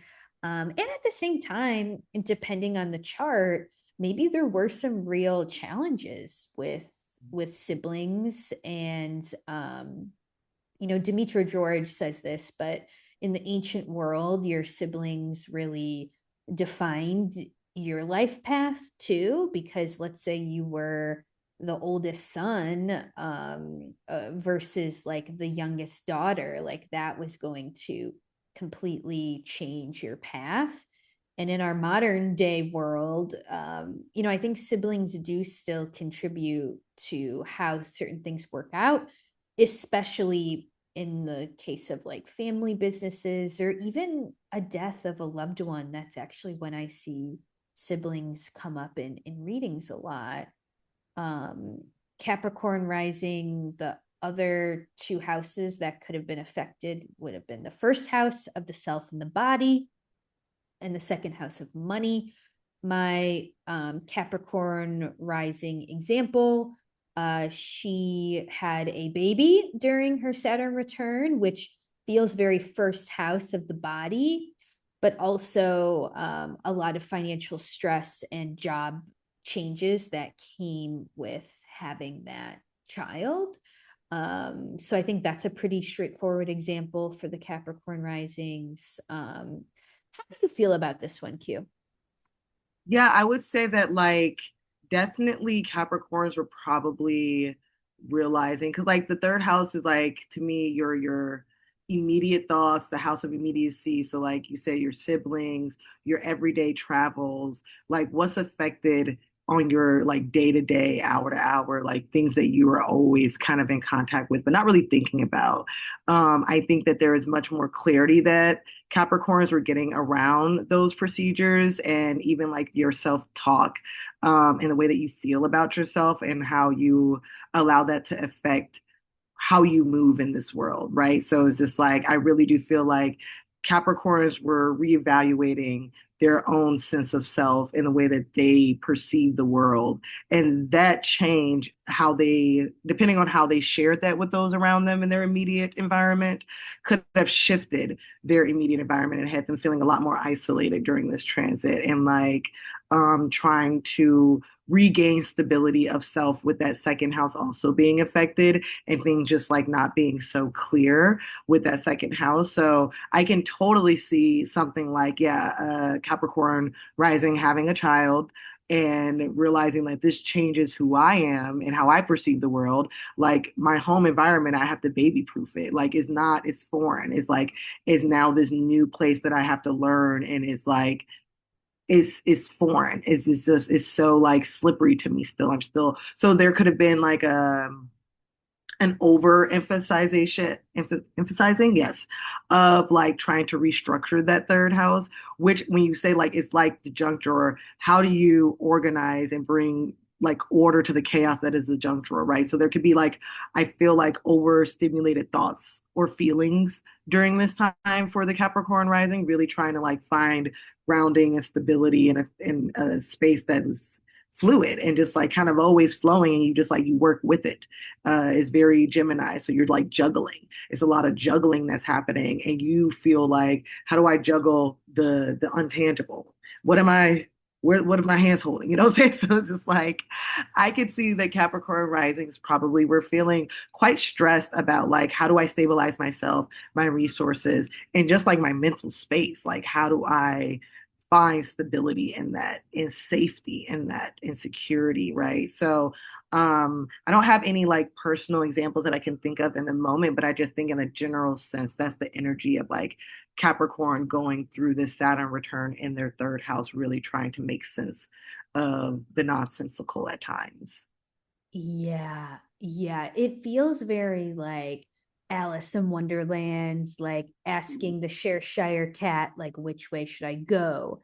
And it's like, no matter how hard you tried to get organized, since 2023, like, it's like something just isn't happening. And it's almost like you had to learn to flow with the disorganization or learn a new way that was just doing things a little bit outside of the box. I actually know a different Capricorn rising who does not have Saturn in Pisces, but she did hire like an ADHD coach Ah, to yeah. help her approach her life from like a more neurodiverse like way. And I think that's like a really good way to frame Saturn in the third house. It's not to say all Capricorn risings are realizing I have ADHD and I've been masking and I've been trying to do things in a neurotypical way, but I'm actually not meant to do things that way. Like not every Capricorn rising was having that exact realization, but regardless, I think like your own mental space being yours and yours to organize and work through yeah, it can be hard, but I do sense that once Capricorn or once Saturn moves into Aries that maybe there will be a bit of a mental lift with Yeah. that. hmm hmm Totally agree. Totally agree with that. Yeah. Yeah, yeah. Cool. Let's go to Leo rising. We've got the last two here. And Leo rising, you had an eighth house Saturn return. And then the eighth house being shared resources, taxes, loans, insurance, but also themes of death and even benefits that come to us from death, like inheritance.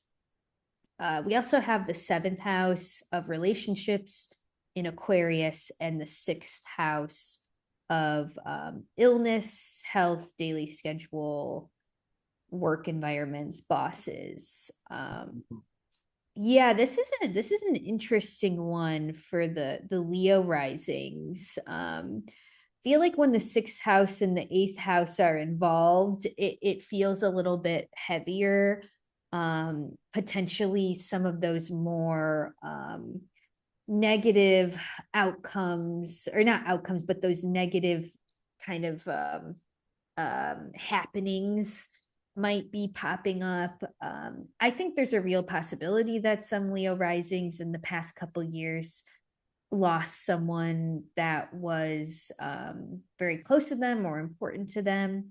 Again, that doesn't have to be all Leo risings, but I want to acknowledge the maybe grief journey that could have been involved. I think with Saturn moving through the eighth house.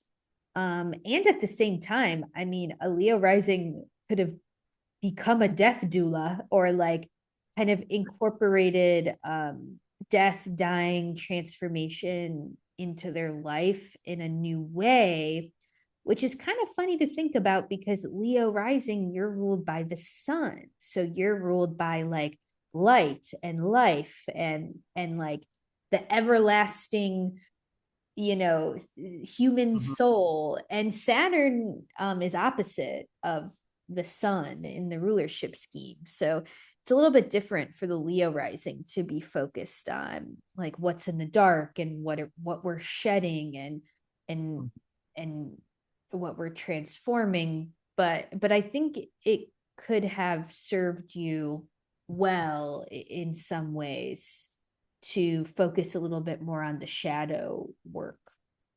hmm Mhm. Yeah, no, totally would agree with that. The Leo risings I can think of, I think for sure it was the death of a lot of relationships close to them, whether they like actually physically lost somebody or the relationship itself ended.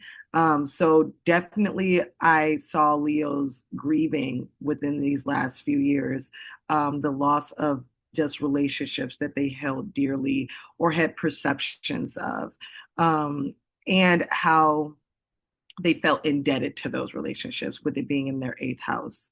So it was just like either, oh, I thought I was really close with that person. And so I showed up in all of these ways. I felt like I self-sacrificed in all of these ways. I was giving, I was compassionate, I was like all the Piscean energy that I could provide into this relationship. I felt like I gave that. And I came to the harsh reality that that's not actually true. That I'm not getting the return of investment in these relationships or responsibilities that I've also contracted myself to. So I have seen some Leos realize that like the work that they do, the jobs that they have, that are not fulfilling, they needed to move around. Or if their creativity wasn't being respected or supported, they were very aware of who those people were, what those venues were that were shortchanging them, or just kind of using them for their own benefit, their own light, right? Because Leos do, like you said, they rule the warmth, the light, the life in the room. And so I think that Leos are coming to the realization that, like, oh, I've been allowing people to really like bite off my shine for real or dim my light. Like I'm realizing that I am in a relationship with people who are dimming my light or that I allow to dim my light. And I actually need to be much more structured in how I allow myself to show up in these different spaces and relationships and positions that I hold. And that in return changes how I receive and how I gain in life in the eighth house. So I do think that like, yeah, when I'm thinking about the Leo risings that either have that placement natally and or we're just experiencing this transit go through the eighth house, a lot of the themes tend to be like, how am I in relationship to people, how they view me, how am I allowing myself to be used as a tool or a resource to other people. I had a Leo rising, like realizing the last 3 years that like, some local women were not her friend, but they all do community work that helps the community and heals. But she's like, oh, now she wants me to be on her talk show. And I don't know if I should really show up and do my social, justice work to support the community because I don't necessarily know what her like reasoning for having me on her show is it to like use the fact that she knows that I'm a well-known person and that I am well connected and like when I speak people tend to like tap in, so like is she using me for that and does that matter to me in the grand scheme of like what I actually desire to get done for community? Am I going to allow that to hinder me showing up in this platform, in this space with these responsibilities that I feel like I'm going to have to put on? What outweighs, you know what I'm saying? What outweighs how I show up in the relationship and what people expect from me, what I'm okay with giving.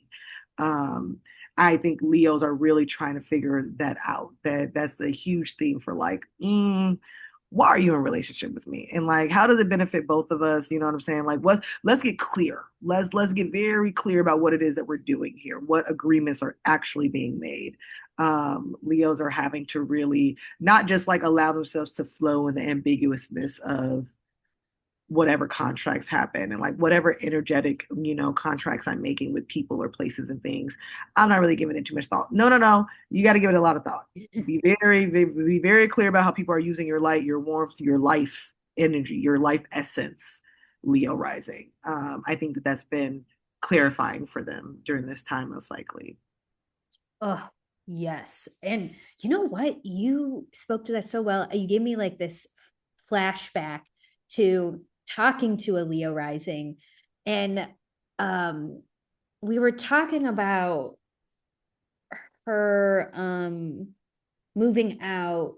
She had been sharing a house or an apartment with a partner, Mm, and how for a long time she'd felt like she needed to move out, but there was a deep part of her that felt like she needed to stay in this relationship to care for her partner. yep, yep, And I yep. think the partner was like getting something out of that dynamic too. He didn't give a lot, but he knew that she would. Yep. And we ended up talking about how that dynamic oftentimes is the giver also avoiding intimacy, like avoiding the fear of being known, the fear of receiving, um, the fear of having an equal partner. What does that look like? And what does that require from you on an emotional level? So I think, and that was big for her to like process through. And I think she does live alone now. And I think like that feels so exactly what you were talking about. Like, what are people getting from you, and why are you allowing it? Yep, Or exactly. Yes, yeah. yes. Oh, you're dead on. Yeah, so many Leos. I don't want y'all to feel targeted, but y'all heard the message. Yeah. So, and that's, you know what else we're also speaking to Cancer in the 12th house too. Yes, yes, yes, Yeah. 100%. Yeah, yeah. Yep. Because sometimes Leos don't, it's in their unconscious, the Leo rising, they don't know like just how much someone else is like taking from them How until much nurturing. Yeah, and just mothering. Ooh, yeah. Mhm. Oh, we ain't gonna Oh, spend too much time on it, Leo. Y'all heard oh. it. Yes. Sorry, Leos. We love you. We love you, but we needed to tell you. We needed to tell Yeah. you. Okay, so Aquarius rising. Last but not least, you have been going through Saturn slash the Saturn return in the second house. Let me go back to Aquarius rising. Yeah, so second house of resources, money, livelihood. Second house is, one of three houses for me that speaks to our career path. So I think there could be career themes, job themes with the Aquarius risings, but also sub themes of the first house of the self and the body, and the 12th house of the unconscious stuff. Mhm. Um, I, I don't necessarily think, it's not like Saturn goes into the second house and you lose all your money. Yeah. Uh, it's not necessarily that. I think it's a little bit more like feeling limited by financial circumstance, or some Aquarius risings could be making big bucks and also feel chained to that paycheck, or they feel limited because they make so much money, but it's like the job itself isn't very fulfilling. Like, I could see it going both ways. I don't make enough money and I need a new job that really recognizes my talents, my values, like makes me feel like me. um which, does that exist in capitalism? Maybe, maybe not, I don't know. Or it could also be, wow, I'm like chained by this paycheck, and like, Mhm. what if I just quit and like travel the world? Like, what would happen? Like Yes, yes. yeah, yeah. Third Aquarius. Yeah, no, I totally agree with that. I think that it's definitely was them getting a reality check around like, oh, okay, the ways that I think about how I make money and like self-resource has to change the way I feel about my capabilities around that. I think Saturn kind of goes into that second house and is just like, do you really believe you are who you say you are, who you need to actually be? Because the second house supports that first house. So it's like the soil. So like, is the soil good here? Like what you're putting into the soil, is it actually helping you? Like, is it actually supporting your life vitality? And of course, that affects your 12th house as well, because it's like your 12th house is the subconscious and how that's coming at you and what that's like, what ruminating thoughts you have running in the background that make you present the way that you do. But then that second house is like, oh, do you feel well resourced? And if you don't, let's get that together. And so it's just like, if it's like you said, your job, if it has to compel you. You have to feel like soul tied to your job and your resources and like how you bring your own wealth about in your life and the things that you own, like your valuables. What do you value? Saturn in that second house is very much so like, hey, your spiritual values are all off whack. Like that's why you're not making the money you want to make. That's why you don't feel as secure as you need to be feeling. Like that's why, you are lethargic, you know what I'm saying? You're what you value, you're allowing to kind of leak out of you without any type of say so. And you need to kind of tighten that up, or your vitality, your sense of self, your subconscious mind, all of that will be lacking if you don't like tighten up how you feel about yourself and how you move in that feeling and how you treat the things that you value. What spiritual ties, bonds, soul understanding do you have to what you attract to yourself as resources, right? Is this like what you feel, you start to think, or what you think, you start to feel, and then it turns into action. And it's just like that Taurian energy of the second house, it becomes form. So like if you're not thinking good things, if you're not believing good things, if you're not feeling good things, then you will formulate something before you that is undesirable, that you're not proud of, that you're not really fulfilled by. And it could be paying your bills, sure. But like you said, you might feel really like um disgruntled in like your spiritual sense of self and like your spiritual self-esteem. That ability to express yourself fully may be feeling choked up in the throat chakra there. You know what I'm saying? With the Taurian energy, like you may not be able to voice and uh take action with your because I'm like Aquarius is y'all talking. So it's just like you got to be express yourself. You got to be able to speak your truth. So I feel like their truth may have been getting choked up, and they were really trying to figure out how do I communicate what is my actual lived reality of resources and values and spiritual sense of knowing, and like how do I direct a life that is fulfilling to the Aquarius self truly and is expressive of who I actually am. I think that they were really trying to figure that out during their Saturn return of like, oh, like I can be much more compassionate, but I've been choked up, and for some reason I don't feel completely safe to speak my truth and be who I am. In my Aquarian nature. So like figuring all of that out, and like it's starting from the background again, the subconscious ways in which you're ruminating on patterns of thought or habit or escapism. All of that plays together, I think. Yeah. Oh gosh, for sure, for sure.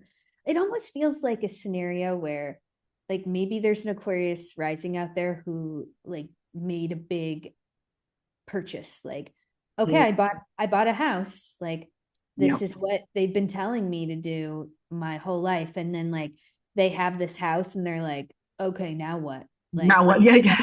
like like there's some sense of like unfulfillment that you've been kind of digging to figure out how to fulfill. Yep. And I think that's actually a really even though that what am I trying to say? Like that feeling of being unfulfilled isn't a fun feeling. Yeah. Um Dissatisfaction. Dissatisfaction isn't a fun feeling, but think about all the people on this planet who never let themselves feel that because they're just on the train of conditioning and they would never admit that this actually doesn't make them happy and they want more. And if you can try to see your feeling of dissatisfaction as, and again, I'm not trying to love and like this, but it could be a blessing in the sense that you get to ask yourself bigger and deeper questions and Yes. move yourself into bigger and deeper experiences, if that makes sense. Mhm. Yes, I feel like that's totally Saturn and Pisces, where it's like we're going there, we're taking it there, and like it's gonna be uncomfy because the uncomfortable that ow tells you where you don't need to be going. Like it, like okay, I don't need to go in that direction because that hurt. You like that was not a good feeling. And I hear you 100% as a Sag rising. I don't like all the sadness. Like I don't like that either. Like I don't like. Let's not spend too much time on that.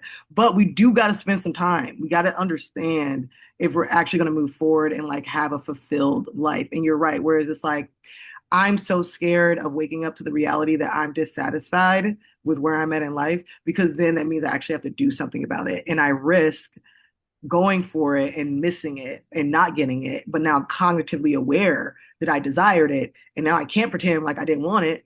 Everybody saw me go after it and they saw me miss. And that's embarrassing. That hurts. And it's just like, yes, but baby, like we learned from that. Like we also had it in our mindset to walk and we didn't know how to walk at some point. And now the majority of us can walk. If you are able-bodied, you are able to walk. And that's a blessing. But I promise you, you took some stumbles. I promise you, you hit your head a couple times and it was embarrassing and ouchy and like not fun at all.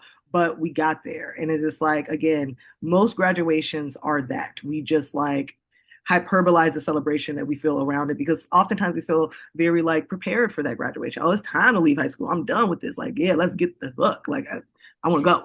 So it's just like we be real excited about that, and then you graduate college. You like, oh wow, wait, the real world. I don't know how I feel about this. Like, I'm excited because like you done with undergrad, but like, dang, now I have to be adult for real. Like, what you mean I got to get off my parents' insurance? Like, all of these are graduations that like, hey, life is moving very fast, very fast. And so, like, yeah, you can find yourself buying that house, getting that job, getting into that family, getting married, whatever, and then realizing, like, dang, whoa, I need to slow down because I don't even know if I like all that.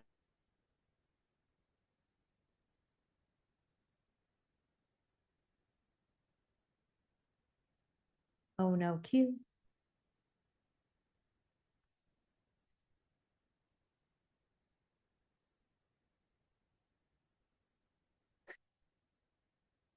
Uh, Q. Sorry, I lost you.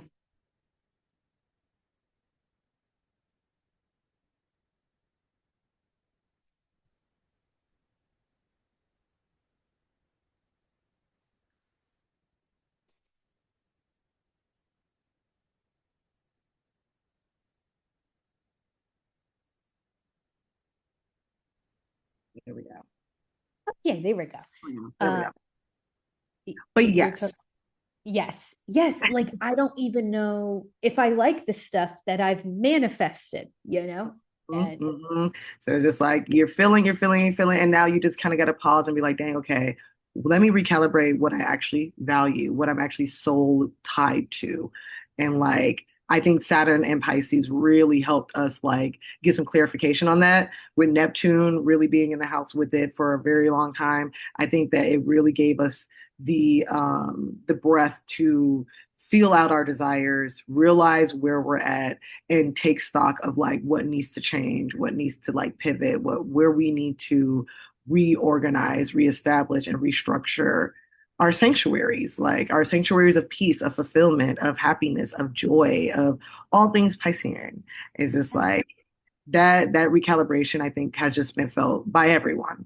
And really is where the world is calling us. Because again, we got to imagine these new worlds and be brave enough to be like, yeah, that's what I desire because I found out that all the other stuff is nasty, it's gross, it's ugly. Ugh, don't want that. No. Not satisfactory. This is what is satisfactory, and I'm willing to put in the work to go after it. I think is where we're moving into with the Aries energy. I love it. I love it. Yeah. Um, oh, well, that was like such a journey. I felt so entertained the whole time. I was like, I love this. I love us just jamming out to the rising signs. And I hope Mm, that I actually know that this will help you know, those of you who are graduating your Saturn return. mm. Congratulations, but also just anybody who has been listening and wanted to know a little bit more about their Saturn and Pisces transit. And I can't thank you enough, Q, for being my co-host on this journey. You made it a lot more fun and entertaining. I'll Thank have all you. your stuff in the show notes, but tell Yeah. us where we can find Oh, yes. I am findable at Sensual Noir across all accounts. I have the link in bio on my Instagram, so definitely book with me there. And if you're in the Minneapolis area, we're having a wellness event at the Walker on the 26th of this month. So definitely come in if you're wanting to know how to connect with your creativity through your natal chart. We're tapping into that fifth house energy and really seeing how we can imagine these new worlds that we need to build with one another. Yes, yes. Q is one of a handful of really talented astrologers in the Minneapolis area. So if you happen to be a Minnesota person studying astrology in isolation, you should reach out to Q and We want friends out here. yeah, Yes. yeah, go meet some friends because there are so many cool astrology opportunities there. You wouldn't think, but there are. And yeah, Yeah. Q, thank you Otherwise, you so could catch much. us on the panel. Yeah, catch us on the panel. Yes, yes. You can catch us on the Nightlight Astrology podcast once a month on YouTube and on podcasts. And if you like our rising sign forecast here, that's exactly what we do on that channel too. So you can listen to more of our rising sign forecast over there. Q, thank you so much. Hope to have you back. Of course, for Saturn and Pisces in the next 28 years, Right. but before then as well. For sure. Thank you for having me. This has been so much fun. So, so, so great. Yes, yes. So fun. Okay. All right, Q. Talk to you soon. Talk to you soon. Bye.